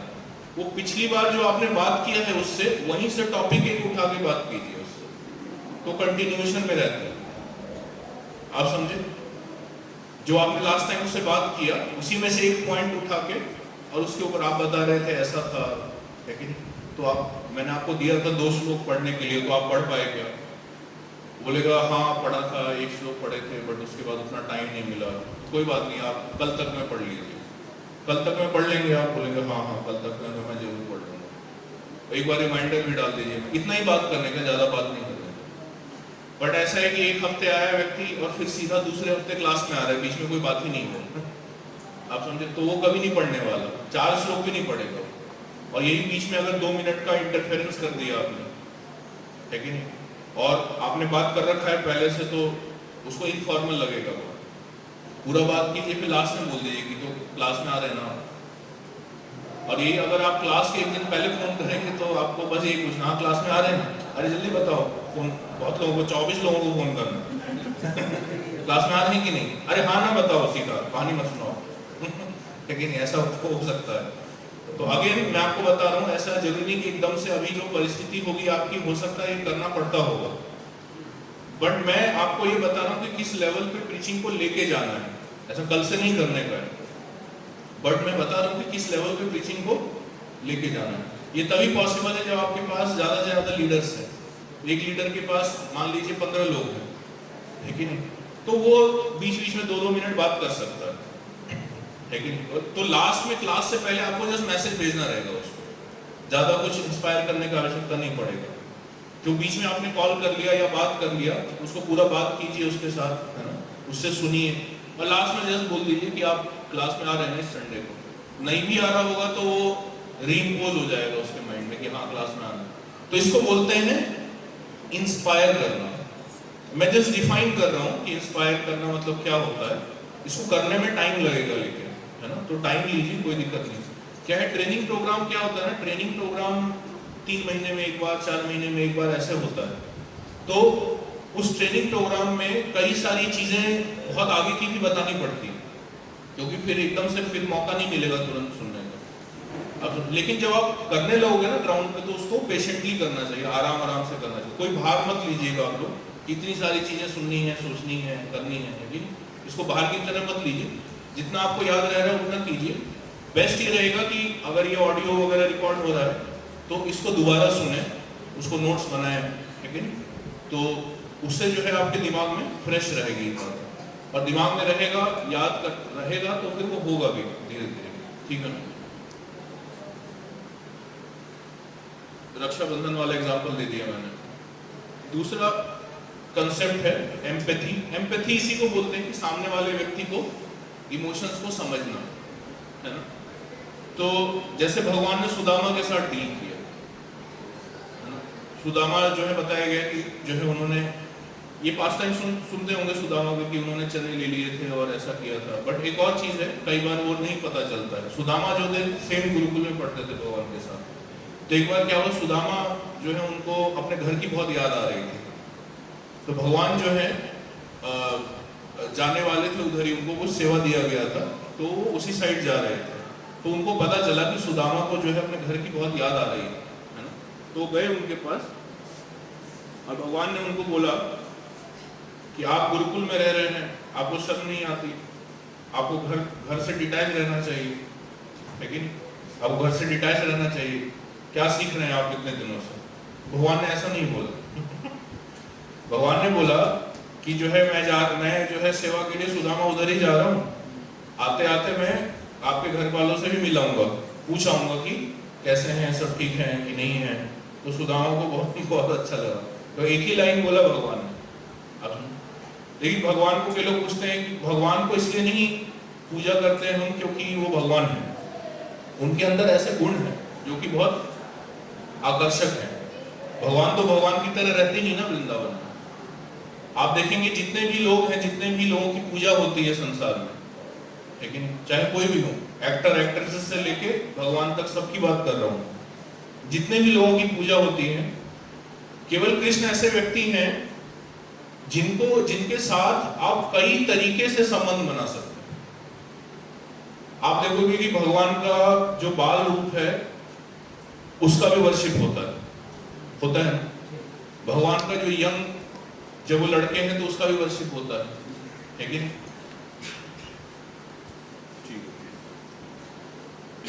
भगवान जब लड़के हैं तो उस फॉर्म का भी वर्शिप होता है। भगवान जब किसी को मार रहे हैं तो उस फॉर्म का भी वर्शिप होता है। भगवान का लव लाइफ चल रहा है उसका भी वर्शिप होता है, लेकिन भगवान पॉलिटिक्स कर रहे हैं तो उसका भी वर्शिप हो रहा है। आप किसी भी ऐसे व्यक्ति को नहीं देखोगे, अब जैसे किन्हीं की पूजा होती है कि नहीं, तो आप देखोगे कि उनका एक ही फॉर्म है, बस समझे, वही उसी की मूर्ति बनती है। आप कभी नहीं देखोगे कि उनको बालक के फॉर्म में भी पूजा जा रहा है, वैरायटी नहीं है उसमें। तो भगवान जो है वो ऐसे व्यक्ति हैं कि रिलेशनशिप स्थापित करना बहुत आसान होता है उनके साथ। तो उनके साथ जो है और उनके गुण ऐसे हैं, इसलिए नहीं पूजा करते वैष्णव कि वो भगवान है। समझे बात? मैं एक बार एक डिबेट सुन रहा था, एक एथिस्ट है डेविड फ्रॉली, बहुत फेमस एथिस्ट है। उसने एक क्रिश्चियन पादरी को बुलाया डिबेट के लिए, पॉडकास्ट था वैसे, तो ऑडियो में चल रहा था कन्वर्सेशन, पर उसको वो रिकॉर्ड करके डालता था इंटरनेट पे। तो उसने उससे पूछा कि ये बताओ कि भगवान जो है, कोई व्यक्ति अगर एथिस्ट है और कोई व्यक्ति फॉलो कर रहा है, आप जो बोल रहे हो क्रिश्चियनिटी सपोज जो भी, उसमें अंतर क्या है? बस मानने का ही तो अंतर है ना, कि वो बस मानता है कि हाँ भगवान है और दूसरा नहीं मानता। तो उसने सवाल पूछा कि मान लीजिए एक ऐसा व्यक्ति है जो नहीं मानता कि भगवान है। मानने का मतलब ये है कि वो, आप उससे पूछो कि भगवान में मानते, वो कहता नहीं, लेकिन वो काफी अच्छा व्यक्ति है, उसका हार्ट अच्छा है काफी। और वही एक ऐसा व्यक्ति जिससे आप पूछते हो भगवान में मानते हो, वो कहता है हाँ, लेकिन वो गलत काम कर रहा है। तो उसने पूछा कि आपके हिसाब से वो गलत काम कर रहा है जिंदगी भर, बट केवल भगवान में मानता है, तो वो हेवन जाएगा, क्योंकि उनमें रीइंकार्नेशन का कंसेप्ट तो है नहीं। तो बोला कि हेवन जाएगा। और जो दूसरा व्यक्ति पूरा जिंदगी भर अच्छा काम किया लेकिन जस्ट बोल रहा है कि भगवान में नहीं विश्वास करते, वो नरक जाएगा। तो पास्टर को फिलॉसफी उतना क्लियर नहीं था शायद, जो भी है, या फिलॉसफी यही है। उसने बोला कि हाँ बिल्कुल ऐसा ही है। तो उसने बहुत अच्छी बात पूछी एथिस्ट ने उनसे। उसने पूछा कि अगर आपके जो प्रेसिडेंट हैं, वो प्रेसिडेंट अगर ऐसा नियम जारी करते हैं अमेरिका में कि जो मेरे को वोट देगा वही जिंदा रहेगा, बाकी सबको मैं जेल में डालूंगा, तो आप उसको वोट दोगे? तो उसने बोला कि उसको वोट नहीं दूंगा, लेकिन भगवान के साथ क्या है ना, हमारे पास ऑप्शन नहीं है। अब ऐसे ही है, मतलब वो कह रहा था ऐसे ही, हम क्या कर सकते हैं? समझ रहे हैं क्या बता रहा हूं मैं आपको? तो मतलब गुणों के बारे में नहीं पता है, कहने का मतलब जस्ट पता है कि हाँ एक है अंदाजा, उसके साथ क्या प्रॉब्लम है, ये प्रॉब्लम है। लेकिन शास्त्रों में भगवान के गुणों के बारे में बहुत बताया गया है, तो उसका फायदा होता है। एनीवे, मैं बता रहा था कि भगवान का ये भी गुण है कि वो सामने वाले की इमोशंस को समझते हुए चीजों को करते हैं, उसको एम्पैथी बोलते हैं इंग्लिश में। तो लास्ट टॉपिक एक है, एक और टॉपिक है, पर लास्ट वाला मैं पहले बताता हूँ। Courage to be disliked. Courage to be disliked का अर्थ होता है कि मान लीजिए आपको बोला गया लेक्चर लेना है, तो एक डर लगता है कि खराब हुआ, कि बेइज्जती हो गई, किसी ने कुछ ऐसा प्रश्न पूछ लिया कि नहीं बता पाए, मतलब डिसलाइक है कि नहीं? तो हमारे अंदर करेज होना चाहिए ऐसी चीजें करने का जिसमें हो सकता है बेइज्जती हो जाए। प्रीचर के अंदर होना चाहिए, आप समझे? इसको बोलते हैं करेज टू बी डिसलाइक्ड। आप समझे? जैसे डॉक्टर होते हैं ना, डॉक्टर होते हैं, सर्जन्स होते हैं, वो किस पे प्रैक्टिस करते हैं? डेड बॉडी के ऊपर प्रैक्टिस करते हैं। डेड बॉडी के ऊपर कि चाकू थोड़ा इधर उधर भी हो गया तो कोई दिक्कत। इसी तरीके से जब हम प्रीचिंग शुरू कर रहे हैं कहीं पे, है कि नहीं, या आप किसी को ट्रेन कर रहे हो प्रीचिंग शुरू करने के लिए, तो आप मान के चलो कि वहां से कोई रिजल्ट नहीं आने वाला, पर एक बहुत अच्छा रिजल्ट आएगा। क्या? कि डॉक्टर को चाकू चलाना आ जाएगा। आप समझे? 2 बार चलाएगा, 3 बार डेड बॉडी के ऊपर, वो डेड ही रहेगा, जिंदा नहीं होने वाला है कि नहीं? तो वहां से कोई आशा मत रखिए उधर से, पर ये नहीं देखना, हताश नहीं होना चाहिए कि किसी ने सुना ही नहीं, है कि? आप देखो प्रभुपाद जब जाते थे पहले तो बहुत कम लोग बैठे रहते थे, है ना, पर धीरे धीरे धीरे धीरे लोग आने लगे। प्रभुपाद को भी पता चलने लगा कि ये लोग क्या सुनते हैं, क्या समझ रहे हैं, उनकी क्या परेशानी है। आपको याद होगा तमाल कृष्ण महाराज का मैंने एग्जांपल बताया आपको, ड्राफ्ट बोर्ड वाला, याद है, वियतनाम के साथ। तो वहां पे प्रभुपाद ने भगवत धाम का मैसेज इस तरीके से क्यों पैकेज किया? क्योंकि वो जानते थे कि ये लोग क्या परेशानी फेस कर रहे हैं। आर्थ कैटेगरी अभी चल रहा है, आर्थ वाला स्टेट चल रहा है इनका, ये परेशान है अभी, जिस चीज को लेके परेशान है उसी से रिलेटेड उन्होंने मैसेज को उस तरीके से पैकेट गिफ्ट बॉक्स रैप किया। और समझ, तो इसको बोलते हैं करेज टू बी डिसलाइक। अगर बेइज्जती सहने का करेज नहीं होगा तो आप कुछ नया कभी सीख ही नहीं पाओगे, है कि नहीं? तो लोग जो है 5-15 लोग आएंगे तो ही बचेंगे हो सकता है, कोई दिक्कत नहीं, बट आपका प्रैक्टिस हो गया ना, एक बार 2 बार होगा, 3 बार होगा, चौथे बार जब आप सेशन दोगे तो ज्यादा लोग रिटेन कर पाओगे। तो ये टीचिंग जो है, इसलिए मैंने बोला कि ये जर्नी है, इसमें लॉन्ग गेम खेलना चाहिए, लंबा गेम है, समझ लीजिए, टाइम लगता है, तो पेशेंस रख के इन सब चीजों को करना। और जो लास्ट जो माइंडसेट है वो है डायरेक्ट एंड इनडायरेक्ट टीचिंग। ये बेसिकली एक स्किल है, डायरेक्ट एंड इनडायरेक्ट टीचिंग। मैं पहले डिस्कस कर चुका हूँ इसको, जैसे मैं आपको बताऊंगा। जैसे प्रभुपाद का मैंने आपको बताया, प्रभुपाद रोल प्ले करते थे कि मैं मायावादी बन गया, मैं मायावादी बन जाता हूँ, आप डिवोटी बन जाओ, हम डिबेट कर रहे हैं। तो इसको बोलते हैं इनडायरेक्ट प्रीचिंग करना। डायरेक्ट प्रीचिंग मतलब क्या होता है कि अगर प्रभुपाद बोलते बैठो, मैं तुम्हें मायावाद के ऊपर कोर्स करवाऊंगा, मायावाद का ओरिजिन ऐसे हुआ, ये हुआ, वो हुआ, मायावाद का सिद्धांत ये है, ये ऐसे गलत है, तो ऐसा नहीं किया प्रभुपाद ने। क्या किया? इनडायरेक्ट, घूम के थोड़ा सा डिफरेंट तरीके से, इसको बोलते हैं इनडायरेक्ट प्रीचिंग। तो कई बार आपको प्रचार में कई ऐसे लोग मिलेंगे जिनको आप हो सकता है डायरेक्ट करेक्ट ना कर पाओ, डायरेक्ट उनको ये ना बोल पाओ कि 16 माला करना चाहिए, आप समझे? और आपने उसको अगर बोल दिया लेक्चर में कि 16 माला करना चाहिए, तो वो अगले लेक्चर में आएगा ही नहीं, आपको अगर ऐसा लगता है। कई लोग ऐसे होते हैं, उनको भार लगता है बहुत ज्यादा, आप समझे बात को? 2 माला कर रहे होते हैं लेकिन उनको एकदम से बोलेंगे। तो इसलिए ऐसे लोगों को क्या करना चाहिए कि 3 जो ऐसे लोग हैं जो 12 माला कर रहे हैं, है ना, उनको जब आप लेक्चर देने जा रहे हैं तो इनको साथ में रखना चाहिए, और वो 12 माला वालों को इंस्पायर कीजिए कि 16 माला करना चाहिए। उसको नहीं बोल रहे, उसके लिए लेक्चर नहीं, उसको पता है मेरे लिए लेक्चर नहीं हो रहा है, बट वो सुन रहा है, समझ रहे हैं बात? इसको बोलते हैं इनडायरेक्ट प्रीचिंग। तो प्रचार करने का ये भी एक तरीका होता है, इनडायरेक्ट प्रीचिंग। हो सकता है आपके संडे क्लास में वो ना आए, आप समझे, आपके संडे क्लास में हो सकता है वो ना आए, लेकिन आप उसको बुला के बोल सकते हो कि भाई मैं हियरिंग कर रहा हूं, आओ बैठो थोड़ा साथ में, लेकिन और हियरिंग में आप क्या करोगे? आप प्रीचिंग के लिए लेक्चर प्रिपेयर करोगे। वो प्रीचिंग वाला लेक्चर किसके लिए दिया गया है? नए लोगों के लिए, है कि नहीं? वो भी सुन सकता है साहब। आप गाड़ी चला रहे हैं, मान लो लेक्चर सुन रहे हैं, आप तो स्पीकर पे चला रहे हैं। एक एग्जांपल दे रहा हूँ जस्ट मैं, कि आप कई तरीके से इसको प्रैक्टिस किया जा सकता है। इसको बोलते हैं इनडायरेक्ट टीचिंग, कि आप बोलते किसी और को हैं लेकिन आपका टारगेट ऑडियंस कोई और होता है। तो ये बहुत इंपॉर्टेंट प्रिंसिपल है, क्योंकि ज्यादातर टाइम ऐसा होता है कि आप डायरेक्ट किसी को कुछ बताओगे ना तो वो उसका ईगो हर्ट हो जाता है।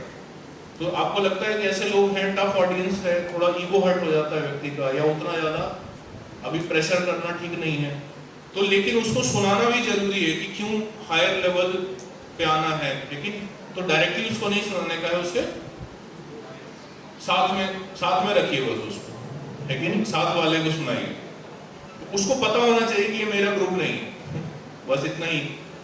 तो इसको बोलते हैं direct and indirect preaching. Indirect preaching का बहुत अच्छा एग्जांपल है पंचतंत्र।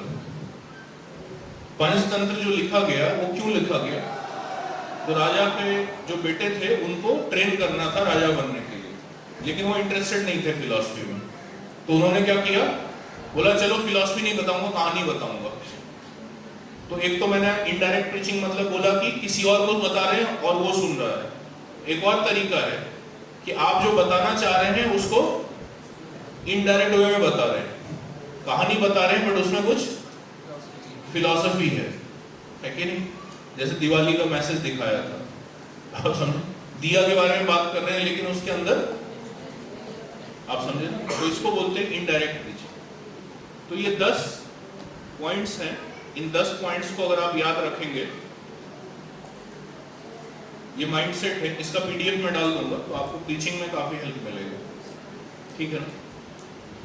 तो जो हमने डिस्कशन किया इससे रिलेटेड कोई प्रश्न है तो फिर मैं आगे मैं आपको दिखाता हूँ स्लाइड्स कैसे बनाते हैं।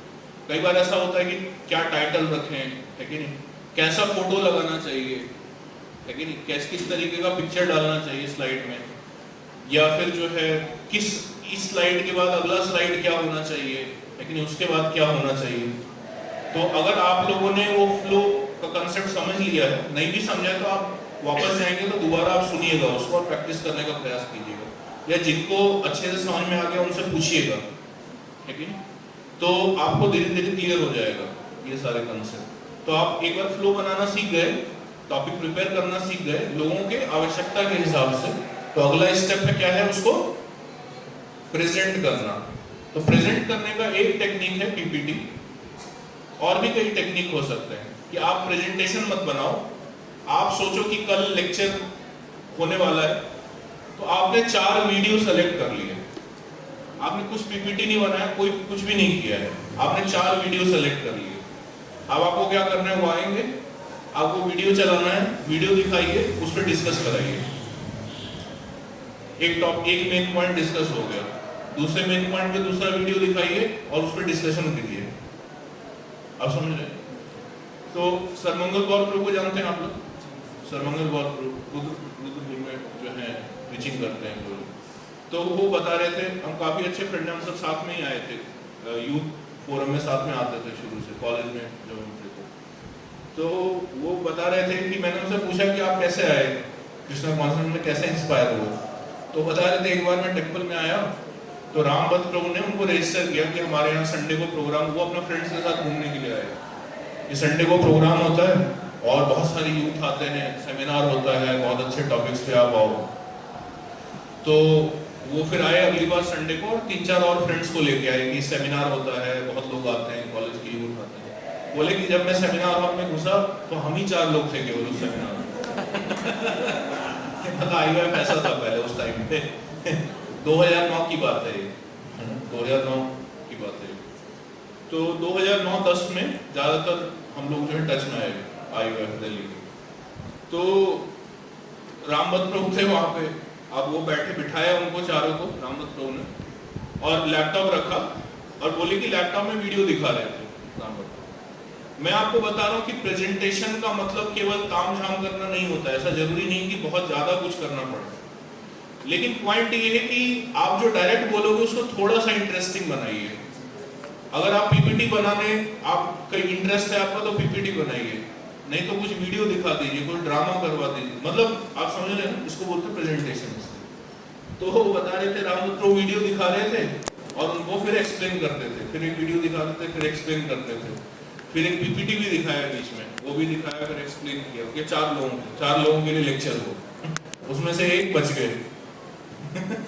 फायदा हो गया ना। ये अगर सोचते कि भाई 4 ही लोग आए हैं, है कि नहीं, ऐसे कैसे, हमें ज्यादा फॉलोअर्स चाहिए थे।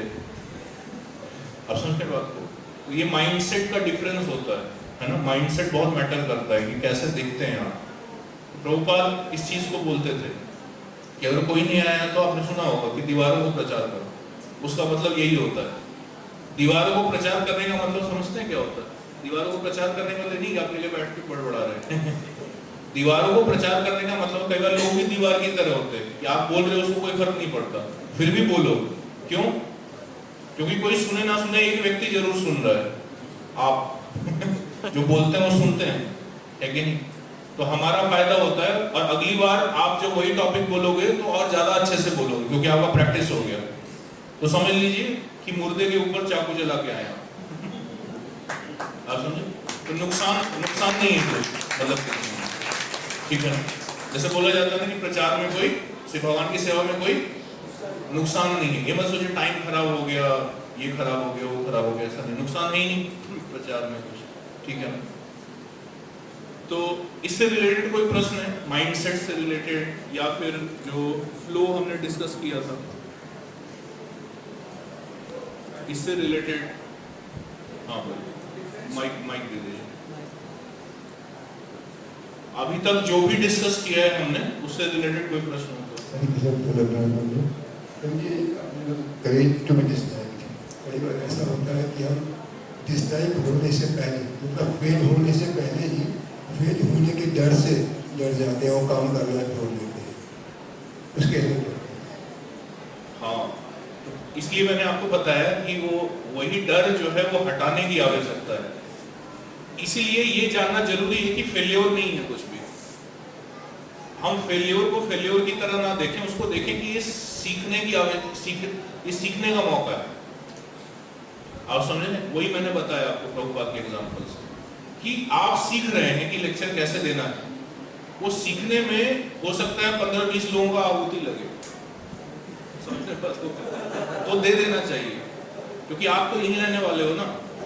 15-20 लोगों का क्या है, ऐसे 15 करोड़ लोग आएंगे आगे, बट आप प्रिपेयर नहीं हुए तो कितने 15 करोड़ भी आ जाए कोई वक्त नहीं बनने वाला है। लेकिन 15 करोड़ जो आएंगे आगे, उनको भक्त बनाने के लिए अगर 15 लोग आहुति में देना पड़ रहा है तो दे देना चाहिए। आप समझे? तो खुद के ऊपर मत डाउट कीजिए, उनको करने दीजिए ना डाउट, आपके ऊपर उनके ऊपर छोड़ दीजिए, आप मत डाउट कीजिए। आप तो प्रैक्टिस करो, क्या है, आपको डेड बॉडी दिया गया, प्रैक्टिस करो, आपको तो फायदा हो रहा है ना। तो इससे ये सोचने से करे जाता है करे जैसे आता है, ऐसा माइंडसेट आप रखोगे तो करे जाएगा, क्योंकि इसमें आपको लगेगा कोई यूज करने के लिए है ही नहीं। चले गए तो चले गए, लेकिन हाँ प्रिपेयर करके जाना, प्रिपेयर करना है, प्रैक्टिस करना है। यानी कि प्रैक्टिस भी नहीं कर रहे और कोई वक्त भी नहीं बन रहा है, मतलब लेक्चर प्रिपेयर करके जाना है। उसके बाद अगर ऐसा हुआ तो मैं तो ये चीज है ना, तो माइंडसेट। हाँ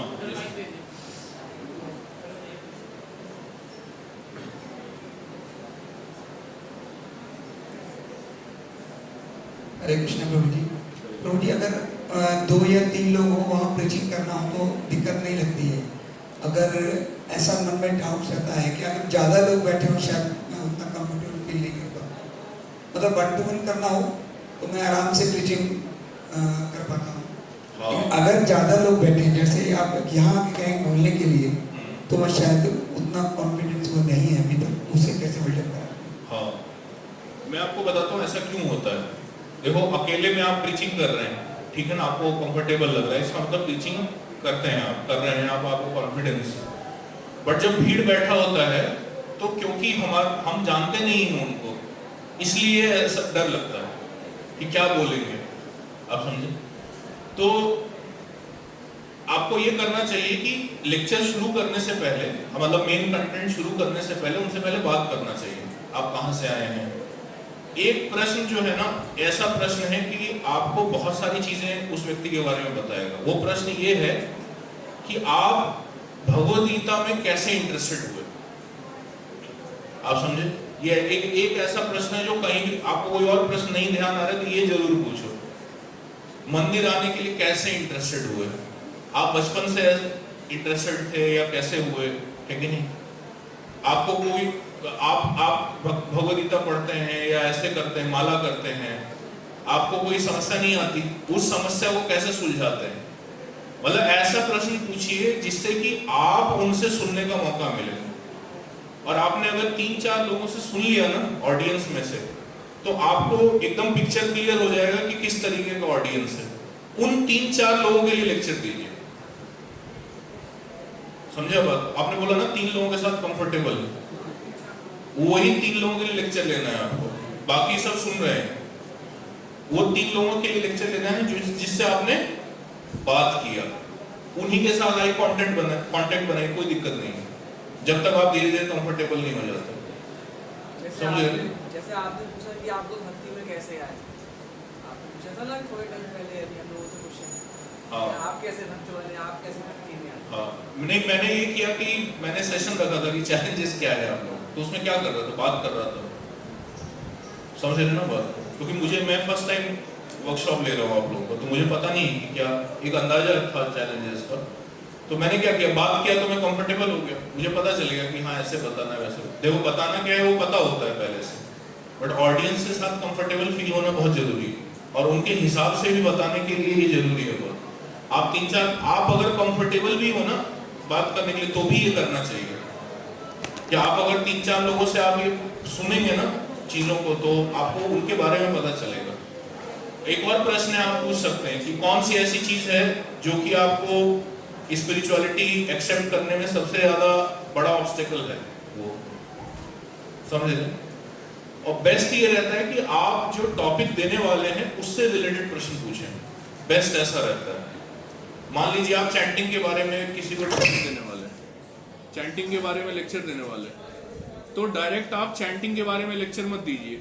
सबसे पहले आप सबसे पूछिए कि माला करने में सबसे बड़ा बाधा क्या है, आपका क्या समस्याएं आती हैं।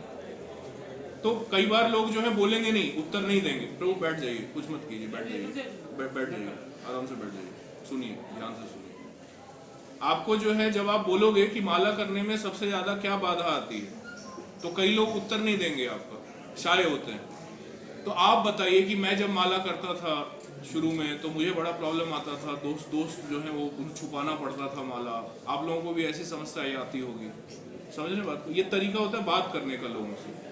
आप जब जो है अपना कुछ सीक्रेट बताओगे तो वो अपना सीक्रेट बताएंगे आपको। क्यों? क्योंकि उनको लगता है कि ये हमारी तरह है, रिलेट कर पाते हैं, वो रिलेशन डेवलप होता है, समझ रहे हैं आप बात को।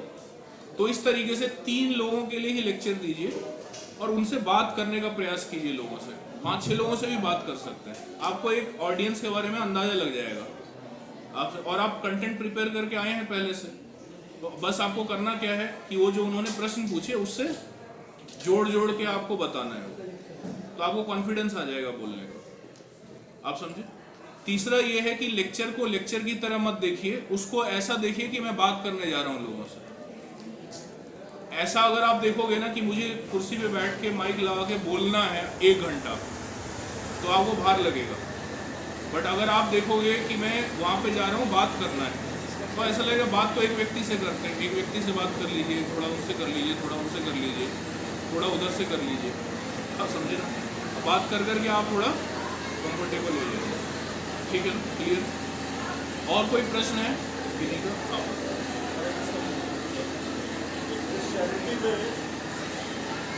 बोलिए, मैं सुन रहा हूँ, मैं बता दूँ। जैसे क्रिस्टल्स है, क्रिस्टल्स को उन्होंने इतना डाइवर्सिफाइड कैसे किया? मतलब उन्होंने ऐसा कौन सा एनालॉजी यूज किया जो उसको इतना ज़्यादा डाइवर्सिफाइड कर दिया? और उन्होंने कोई क्या डिफरेंट, कई बार होता क्या है कि वो लोग दूसरे कल्चर को डिफेंड करने के लिए उसके शास्त्र पढ़ते हैं, तो बेसिकली उन्होंने क्या इस का जो डिफरेंट व्यू पॉइंट सेटअप किया है, तो उसके लिए भी उन्होंने कोई दूसरा स्क्रिप्चर को रीड किया है या फिर उन्होंने अपने मन से डिफरेंट डायमेंशंस निकाल दिए? तो प्रभु जी जो है प्रश्न पूछ रहे हैं कि जो क्रिश्चियंस का हमने दिखाया कि वो लोग जो हैं अपने बाइबल को इतने अलग अलग टॉपिक्स में विभाजित कर रहे हैं, उन टॉपिक्स के बारे में कैसे पता चला उनको? बाइबल में तो नहीं बताए गए, टेक ही नहीं, तो कहाँ से पढ़ा? तो इसलिए मैं कल बता रहा था कि बाहर से भी अगर कुछ मिल रहा है तो उसको ले लेना चाहिए। पर हमारे लिए तो बहुत आसान है, हमारे पास कई ऐसे डिवोटीज हैं जिन्होंने इन सब चीज़ों में पहले से किताब लिखा हुआ है या वीडियो बनाते हैं। जैसे चैतन्य चंद्र प्रभु की कई सारी किताबें हैं, है ना, शिव विलास प्रभु की कई सारी किताबें हैं, है ना। ऐसे कई सारे डिवोटीज हैं जिन्होंने इस तरीके की बुक्स लिखी हैं। जैसे ओपन आइड मेडिटेशन एक किताब है जो कि ऐसी किताब है कि उसको अगर आप पढ़ के पीपीटी बनाते हुए या किसी को नए लोगों को आप प्रेजेंट कर सकते हैं। तो हमें देखना ये है कि कौन ऐसा व्यक्ति है जो पहले से वो काम कर रहा है जो हम करना चाहते हैं। उसका लेक्चर सुनना है, ध्यान से सुनना है, उसको नोट्स बनाना है, इस तरीके का फ्लो बनाइए, प्रेजेंट कीजिए। आप समझे, हमारे लिए काम बहुत आसान है वास्तविकता में। तो उन लोगों ने भी ऐसे ही किया है कि जो रिसर्चेस चल रहे हैं, जो साइंस में रिसर्च चल रहा है, सब उन्होंने लेके बाइबल के थ्रू प्रेजेंट किया, मतलब उसको उपयोग में लाया है स्पिरिचुअलिटी, युक्त वैराग्य, सिद्धांत वही है।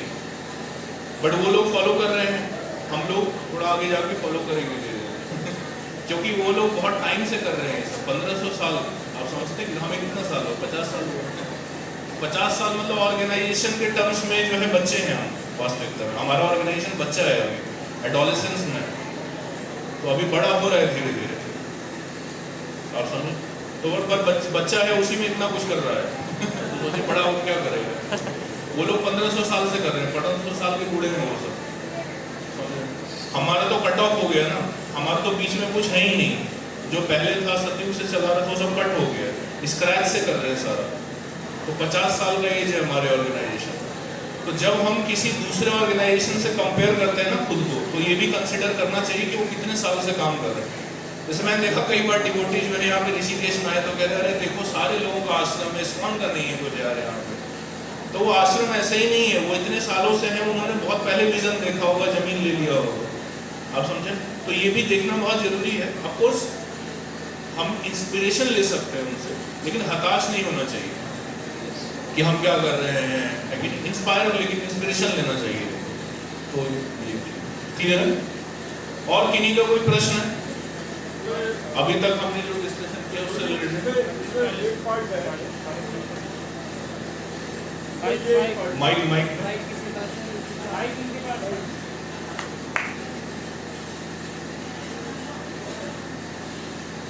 बीच में खिड़की बंद कर सकते हैं, जनरेटर का आवाज ज़्यादा है, थोड़ा हाफ कर सकते हैं।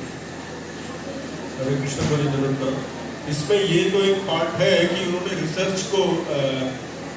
रिसर्च का यूज उन्होंने अपने बेनिफिट के लिए किया है, किस तरह उन्होंने क्रिश्चियनिटी का जो भी है लोगों को प्रेजेंट किया है।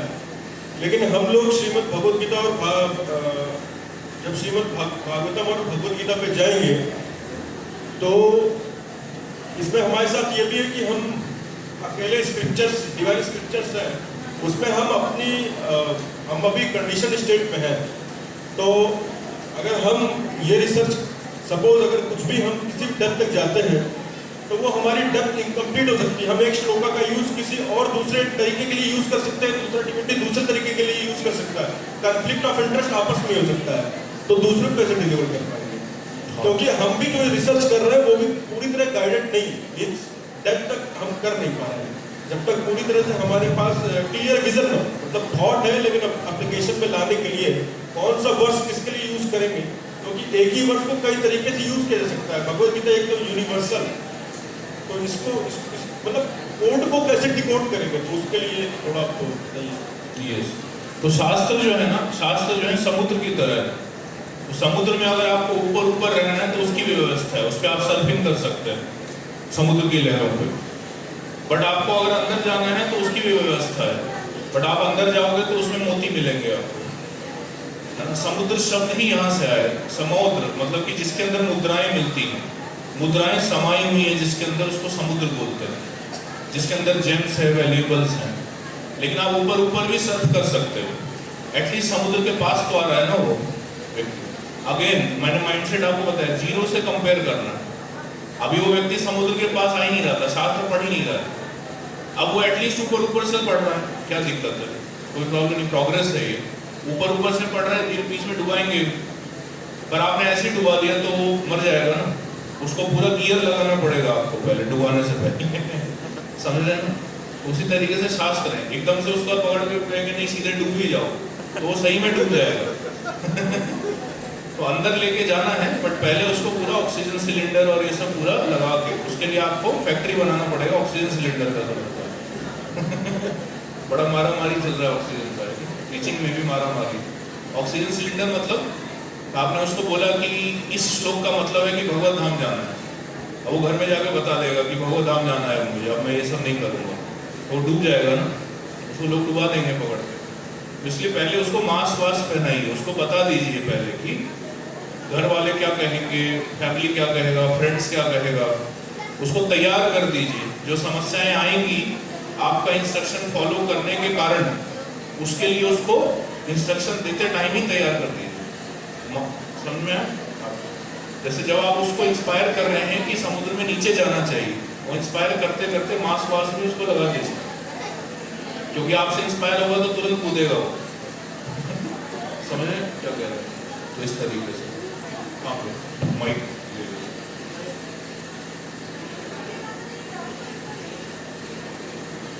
हरे कृष्ण जी, आप अभी जैसे इसमें बता रहे थे कि जब हम जा रहे हैं एक सेशन लेने, तो इस तरीके से सोचना चाहिए कि हम बात करने ही जा रहे हैं।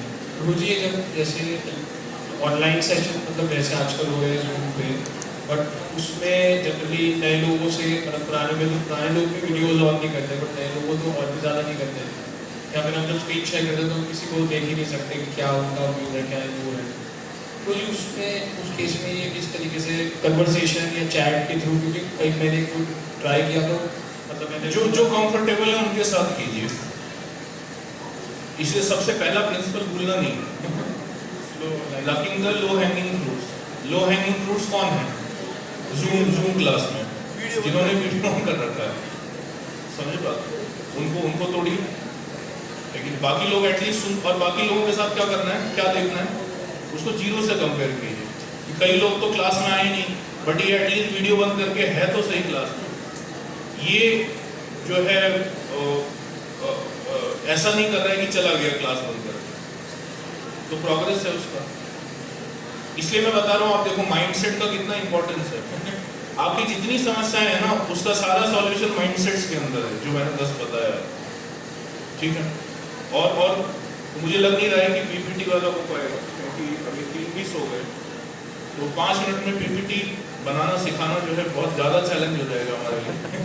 इतना करेज नहीं है डिसलाइक होने का हमारे लिए, आप लोग डिसलाइक करने लगेंगे कि क्या आधा अधूरा बताया। तो ऐसा करेंगे हम बाद में जूम पे के ऊपर जो है हम डिस्कशन कर लेंगे, 3:30 बजे तो हम बाद में कर लेंगे डिस्कस। जूम के ऊपर मैं बताऊंगा, और वो ज़्यादा अच्छा होगा एक्चुअली में, क्योंकि उसमें स्क्रीन शेयर होता है ना। तो अभी आप लोग प्रश्न पूछ सकते हैं फिर। हरे कृष्ण और जी। जितना, हाँ मैं सुन लिया, बोलिए हरे कृष्ण। तो जितना हमने आपको बताया उतना आप प्रैक्टिस कीजिएगा, है ना, अभी जाके, और जो है फिर धीरे धीरे और भी नई चीज़ें हम बताएंगे। हाँ बताइए। मेरे 2 क्वेश्चंस करूँ। फर्स्ट है, तो जैसे एज ग्रुप का कितना ध्यान रखना चाहिए लो एजिंग फूड्स के केस में?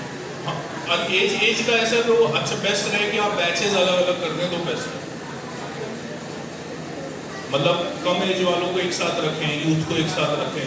जो प्रीचिंग को जितना डिवाइड करके आप करेंगे ना, डिवाइड एंड रूल, जितना डिवाइड करके करेंगे उतना अच्छा है। और एज ग्रुप अगर आप देखो, जैसे ही आप ऑडियंस मिक्स करोगे ना तो आपको प्रॉब्लम होगा एज ए स्पीकर। जैसे ही आपने ऑडियंस मिक्स किया, थोड़ा भी मिक्स किया तो आपको प्रॉब्लम होगा।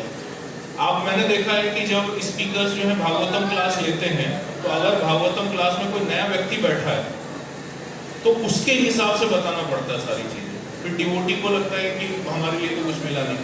तो रूल ये है पब्लिक स्पीकिंग का कि आपके क्लास में जो सबसे नया व्यक्ति है, आपको उसके हिसाब से अपना कंटेंट डाइल्यूट करना पड़ेगा। ये कैलकुलेट करते हुए मिक्स करना चाहिए ऑडियंस को, समझ रहे हैं बात? तो अच्छा रहता है कि अलग अलग बैचेस रखें ऑडियंस, ठीक है ना? तो जैसे अभी आपने नॉलेज दिया, प्रभु अभी ट्रेनिंग किया, तो उससे क्या है, इस नॉलेज से आपने उस दिन बताया था कि मेटेरियलिस्टिक चीज़ों को चुरा कर ले और स्पिरिचुअल में लगा दो, तो हमारा दिमाग का। तो इसलिए मैंने बताया कि कई ऐसे लोग हैं जो ये कर रहे हैं ऑलरेडी, उन्होंने किताब लिखी है, ओपन आइड मेडिटेशन जैसे एक एग्जांपल मैंने बताया। कई सारे स्पीकर्स हैं, जैसे सुंदरपाल प्रभु के कई सारे लेक्चर्स हैं जो कि उन्होंने नए लोगों को दिया हुआ है, वो आप लोगों को सुन के उसको प्रिपेयर करना चाहिए। आप समझे? इसके लिए हमने एक ऐप भी बनाया है, पता नहीं आप लोगों को पता है कि नहीं। एक ऐप है जिसके अंदर सारे लेक्चर्स अवेलेबल हैं। तो मैं अदोक्ष धाम प्रभु को बोलूँगा वो आपके ग्रुप्स में लिंक शेयर कर देंगे। वो नाम क्या है? वो app actually Google play store पे अवेलेबल नहीं है, थोड़ा सा डिफरेंट टाइप का ऐप है वो, बट मैं उसका लिंक डायरेक्ट भेज दूंगा आप लोगों को, उसको आप इंस्टॉल कर सकते हैं और उसको अपडेट भी कर रहे हैं। उसके अंदर करीबन 500 लेक्चर्स हैं और उसको हमने जो है कैटेगरी में डिवाइड किया हुआ है कि नए लोगों के लिए कौन सा लेक्चर है, लेवल 2 के लोगों के लिए कौन सा लेक्चर है, अब लेवल 3 के लोगों के लिए कौन सा लेक्चर है। तो लेवल 1, 2, 3 के जो लेक्चर्स हैं वो सारे नए लोगों के लिए। वो लेक्चर्स अगर आप सुन के प्रिपेयर करते हो उसको, तो आप बहुत अच्छे से आप नए लोगों को हैंडल कर सकते हैं। और भी बहुत सारे लेक्चर्स हैं जो पहले से माला कर रहे हैं, उनको अगर आपको लेक्चर देना है उसके लिए भी लेक्चर है, आपके पर्सनल हियरिंग के लिए भी। तो इस तरीके से 2020 तक के जितने भी ऑडियो रिकॉर्डिंग्स हैं प्रभु जी के, वो सारा उसमें कलेक्शन है। उसको ऑडियो को रिफाइन किया गया है, उसको टॉपिक दिया है, टाइटल दिया है, ठीक है। तो इस तरीके उसमें ट्रेनिंग मटेरियल्स भी हैं टीचर्स के लिए। यस, कभी हम थोड़ा उल्टा भी कर देते हैं कि जैसे हम यहाँ पर कुछ सीख कर गए और अपने मेटेरियलिस्टिक जीवन में लगा दिया, तो फिर ये थोड़ा अपराध हो गया, क्या है, अपनी स्किल इन्हांसमेंट हो गया हमारा। क्या दोबारा बोलिए? तो जैसे इस ट्रेनिंग प्रोग्राम से हमारा स्किल इन्हांसमेंट हुआ है, ठीक है, इस स्किल इन्हांसमेंट से हम थोड़ा मेटेरियलिस्टिक जीवन में भी लगा देते हैं, अपने भौतिक जो भी नीड है वगैरह उसके अंदर अपने प्रोफेशन में लगा देते हैं। तो फिर ये गलत है या सही है? हाँ नहीं, प्रोफेशन में आप लगाते हैं तो उसमें कोई दिक्कत नहीं, प्रोफेशन आप ही का है ना, आप समझे ना, वो प्रोफेशन है तो आप हैं, और आप हैं तो सेवा हो रही है, तो प्रोफेशन सेवा से अलाइंड है, उसमें कोई दिक्कत नहीं है, आप समझे ना। प्रोफेशन को ऐसे नहीं देखना चाहिए कि कुछ ये चला है, एक बार मैं ऐप लिखा था, प्रोफेशन को ऐसे देखने का आवश्यकता नहीं है कि कुछ वो अलग चीज़ है, लेकिन ये इंश्योर रखें कि आप सेवा कर रहे हैं, बस इतना इंश्योर रखना, और कोई दिक्कत नहीं है। वो तो आप वही व्यक्ति रहेंगे ना, आप प्रचार कर रहे हैं तो वही व्यक्ति हैं। अब आप ऑफिस जाएंगे तो ऐसे अनलर्न नहीं कर सकते कि अब मैं जो सीखा है वो भूल जाऊँ, मैं प्रेजेंटेशन टेक्निक सारा, ऐसा नहीं कर सकते थे। तो व्यक्ति तो एक ही है, वही व्यक्ति सेवा कर रहा है, वही व्यक्ति जॉब भी कर रहा है, तो भक्ति तो है ना जो जॉब कर रहा है, वो भक्ति है जो सेवा कर रहा है, वही वक्त जॉब भी कर रहा है, वही वक्त, तो मटेरियल तो हुआ नहीं ना कुछ। तो और अच्छा है कि आप प्रोफेशनल सेटअप में हो सकता है आपको प्रैक्टिस करने का मौका मिले, वहाँ तो खतरा ही नहीं है, डेंजर ही नहीं है कुछ है कि नहीं, तो उसको वहाँ पे उपयोग करके यहाँ पे यूज़ कीजिए, जो चीज़ें वर्क कर रही हैं वो यहाँ पे आके यूज़ कीजिए, तो वो अच्छा है, प्रोफेशन है, तो आप उसको ऐसे देखिए प्रैक्टिस का एरिया है मेरा, समझ रहे हो बात। जैसे कोई बंदूक चलाना सीखता है तो वो प्रैक्टिस एरिना में जाके सीखता है, कि वहाँ इधर उधर हो जाए तो कोई दिक्कत नहीं है, तो उसको इस तरीके से देख सकते हैं, ठीक है ना, वो गुण है एक्चुअली में। तो ये देखिए ये ऐप है, अभी हम इसको धीरे धीरे और इस पे हम वर्क कर रहे हैं, और जो है मैं इसमें और भी कई सारे फीचर्स ऐड करने वाला हूँ, बट ये ऐप है केसी डिजिटल लाइब्रेरी, इसका लिंक मैं भेज दूंगा, ये गूगल प्ले स्टोर पे अवेलेबल नहीं है। ये 23 जुलाई को हमने इसको रिसेंटली अपडेट किया है, आप लोगों को नहीं पता होगा, ये यूथ के बीच में हमने बहुत पहले डाला था। इसमें 497 ऑडियोज हैं, प्रीचिंग मटेरियल है, प्रीचर ट्रेनिंग मटेरियल्स हैं। इसको ऑडियो को हमने कैटेगरीज में बांट दिया है, कैंप्स एंड यात्राज, level, events, pastimes, festivals, congregation lectures. आप लोगों के लेक्चर्स भी जो प्रोविजनल लिए उसको हमने रिफाइन किया है और इसके अंदर कैटेगरी वो करके डाला है। चैतन्य भागवत के ऊपर लेक्चर, राम कथा, ये सारा ऑडियो है। फिर अगर आपको लेवल वाइज लेक्चर देखने की, पहले लेवल पे कोई व्यक्ति बिल्कुल नया है उसको क्या बताना चाहिए, तो ये लेवल 1 है, इसको आप क्लिक करोगे तो ये सारे लेवल 1 के लेक्चर्स हैं। कई IIT कॉलेज में, दिल्ली यूनिवर्सिटी में अलग अलग जगह पे लेक्चर्स दिए गए। आप देखो टॉपिक्स देखो, balancing between sense enjoyment, renunciation, leading a responsible life, solving the irony of modern life, carefree versus responsible life, making 2018 happy ending, role of religion in modern society। आप देख रहे हैं कितना वैरायटी है टॉपिक के अंदर। आप ये लेक्चर आप सुनो और उस फ्लो के हिसाब से प्रेजेंट करके, आप प्रिपेयर करके उसको आप अगर प्रेजेंट करो तो काफ़ी लोगों को आप रिटेन कर पाओगे। तो कुछ नया नहीं सोचने का आवश्यकता है। तो इस पे आप किसी भी लेक्चर पे क्लिक करोगे तो आप यहाँ से डाउनलोड भी कर सकते हो और डायरेक्ट सुन भी सकते हो ऐप के अंदर। और किस ईयर का लेक्चर है, कहाँ पे लिया गया है, ये सारा डिटेल में इसमें बताया गया। उमंग उद्गार में जो नए लोगों के लिए लेक्चर होते हैं वो सारा है इसके अंदर। फिर आप लेवल 2 में जाओगे इसी तरीके से, तो लेवल 2 से रिलेटेड लेक्चर्स हैं। ग्लोरीज ऑफ वैदिक इंडिया, इसके अंदर है, कई लोगों को डाउट होता है कि वेदास माइथोलॉजी है या भारत की सभ्यता जो है वो वैदिक सभ्यता पिछड़ी थी, उसमें तो सती प्रथा था, डाउरी सिस्टम था। तो ये 2 पार्ट में लेक्चर हैं, इन दोनों लेक्चर्स के अंदर वो मिसकंसेप्शंस के आंसर दिए गए हैं। तो आप अगर इसको सुन के लेक्चर प्रिपेयर करते हो तो अगली बार आप जो भी सेशंस कंडक्ट कर रहे हो, भक्ति विक्षा कर रहे हो, कुछ भी कर रहे हैं, बट आप देखोगे ये प्रश्न जरूर पूछते हैं लोग आगे, तो आपको आंसर्स पता होंगे, है ना। तो ऐसे बहुत सारे लेक्चर, मैनेजिंग डिस्ट्रैक्शन, अर्थार्थ कैटेगरी का लेक्चर है।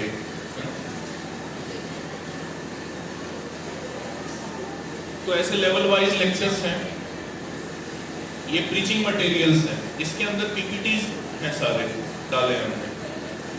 आप किसी भी टॉपिक के ऊपर क्लिक करके पीपीटी डाउनलोड कर सकते हो, ठीक है, कई सारे टॉपिक्स। ये फिर उसके बाद ट्रेनिंग मटेरियल्स भी हमने इसमें डाला है। ये अभी कांग्रीगेशन का ट्रेनिंग मटेरियल अभी नहीं डाला है हमने, तो इसको भी हम अपडेट करेंगे इसके अंदर। तो ये है लेक्चर्स हैं, इसको मैं आप लोगों को दे दूँगा। अब जैसे कैंप है, हमारे जितने भी कैंप्स हुए हैं आज तक यूथ के, और कॉन्ग्रीगेशन का लेक्चर्स हमने अभी लेना, क्योंकि मुझे प्रभु जी ने बहुत टाइम के बाद बताया कि कॉन्ग्रीगेशन का लेक्चर्स भी अगर आप रिफाइन कर सको आप लोग, तो हमें बहुत टाइम के बाद मतलब रिसेंटली हमने शुरू किया कॉन्ग्रीगेशन के लेक्चर्स रिफाइन करना डालना, तो उसका कम कलेक्शन है हमारे पास। लेकिन ये यात्रा है, जैसे ये सारे यात्रा के लेक्चर्स जितने भी यात्रा होते हैं यूथ में, वो सारा ऑडियो रिकॉर्ड करके हमने ईयर वाइज डाला हुआ। 2017 से हम कर रहे हैं, मतलब 4 साल का पूरा रिकॉर्डिंग है हमारे पास। तो ये, लेकिन आप लोग अगर सुनोगे तो नए लोगों को लेक्चर देने में बहुत काम आएगा आपको। और जैसे ये कैंप है, इवॉल्व कैंप है, इसके अंदर आप जाएंगे तो उस कैंप में जितने भी लेक्चर्स हुए सारे हैं इसके अंदर।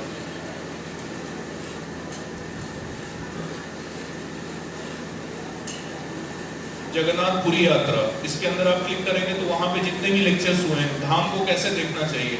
अब ये टॉपिक है, जैसे आप अगर कैंप लेके जा रहे हैं अपने भक्ति भिक्षा का या किसी का भी, तो ये जरूरत होता है उनको बताने का कि धाम को कैसे देखना है, या रजिस्टर आपको करवाना है लोगों को, तो आपको इंस्पायर करना पड़ेगा कि धाम में जा रहे हैं। आपको ये लेक्चर आप सुनोगे तो यहाँ से आपको कंटेंट मिलेगा, मेन पॉइंट्स मिलेंगे कि क्या क्या बताएंगे ऐसा जिससे कि वो कैंप में आने के लिए इंस्पायर हो जाए। तो ये सब इतना सारा मटेरियल है पहले से जो बना बनाया है, किसी ने ऑलरेडी दिमाग लगा के बनाया हुआ है, तो हम पहले उसको कंज्यूम करें। कई लोगों ने किताबें लिखी हुई है कई तरीके, तो इसमें मैं भी बुक्स भी डालने वाला हूँ। अब ये कैंप के बाद में जाऊँगा तो इसमें हम बुक्स वगैरह अपलोड करवाऊँगा ये सारा, तो वो भी आपको एक जगह पे मिल जाएगा सारा। तो इस तरीके से, और काफ़ी लोगों ने डाउनलोड की, बहुत डिवोटीज के पास है ये, मैं आपको दिखाता हूँ। हाँ ये है करेक्ट। मैं आपको दिखाता हूँ कितने लोगों ने इसको डाउनलोड किया हुआ है।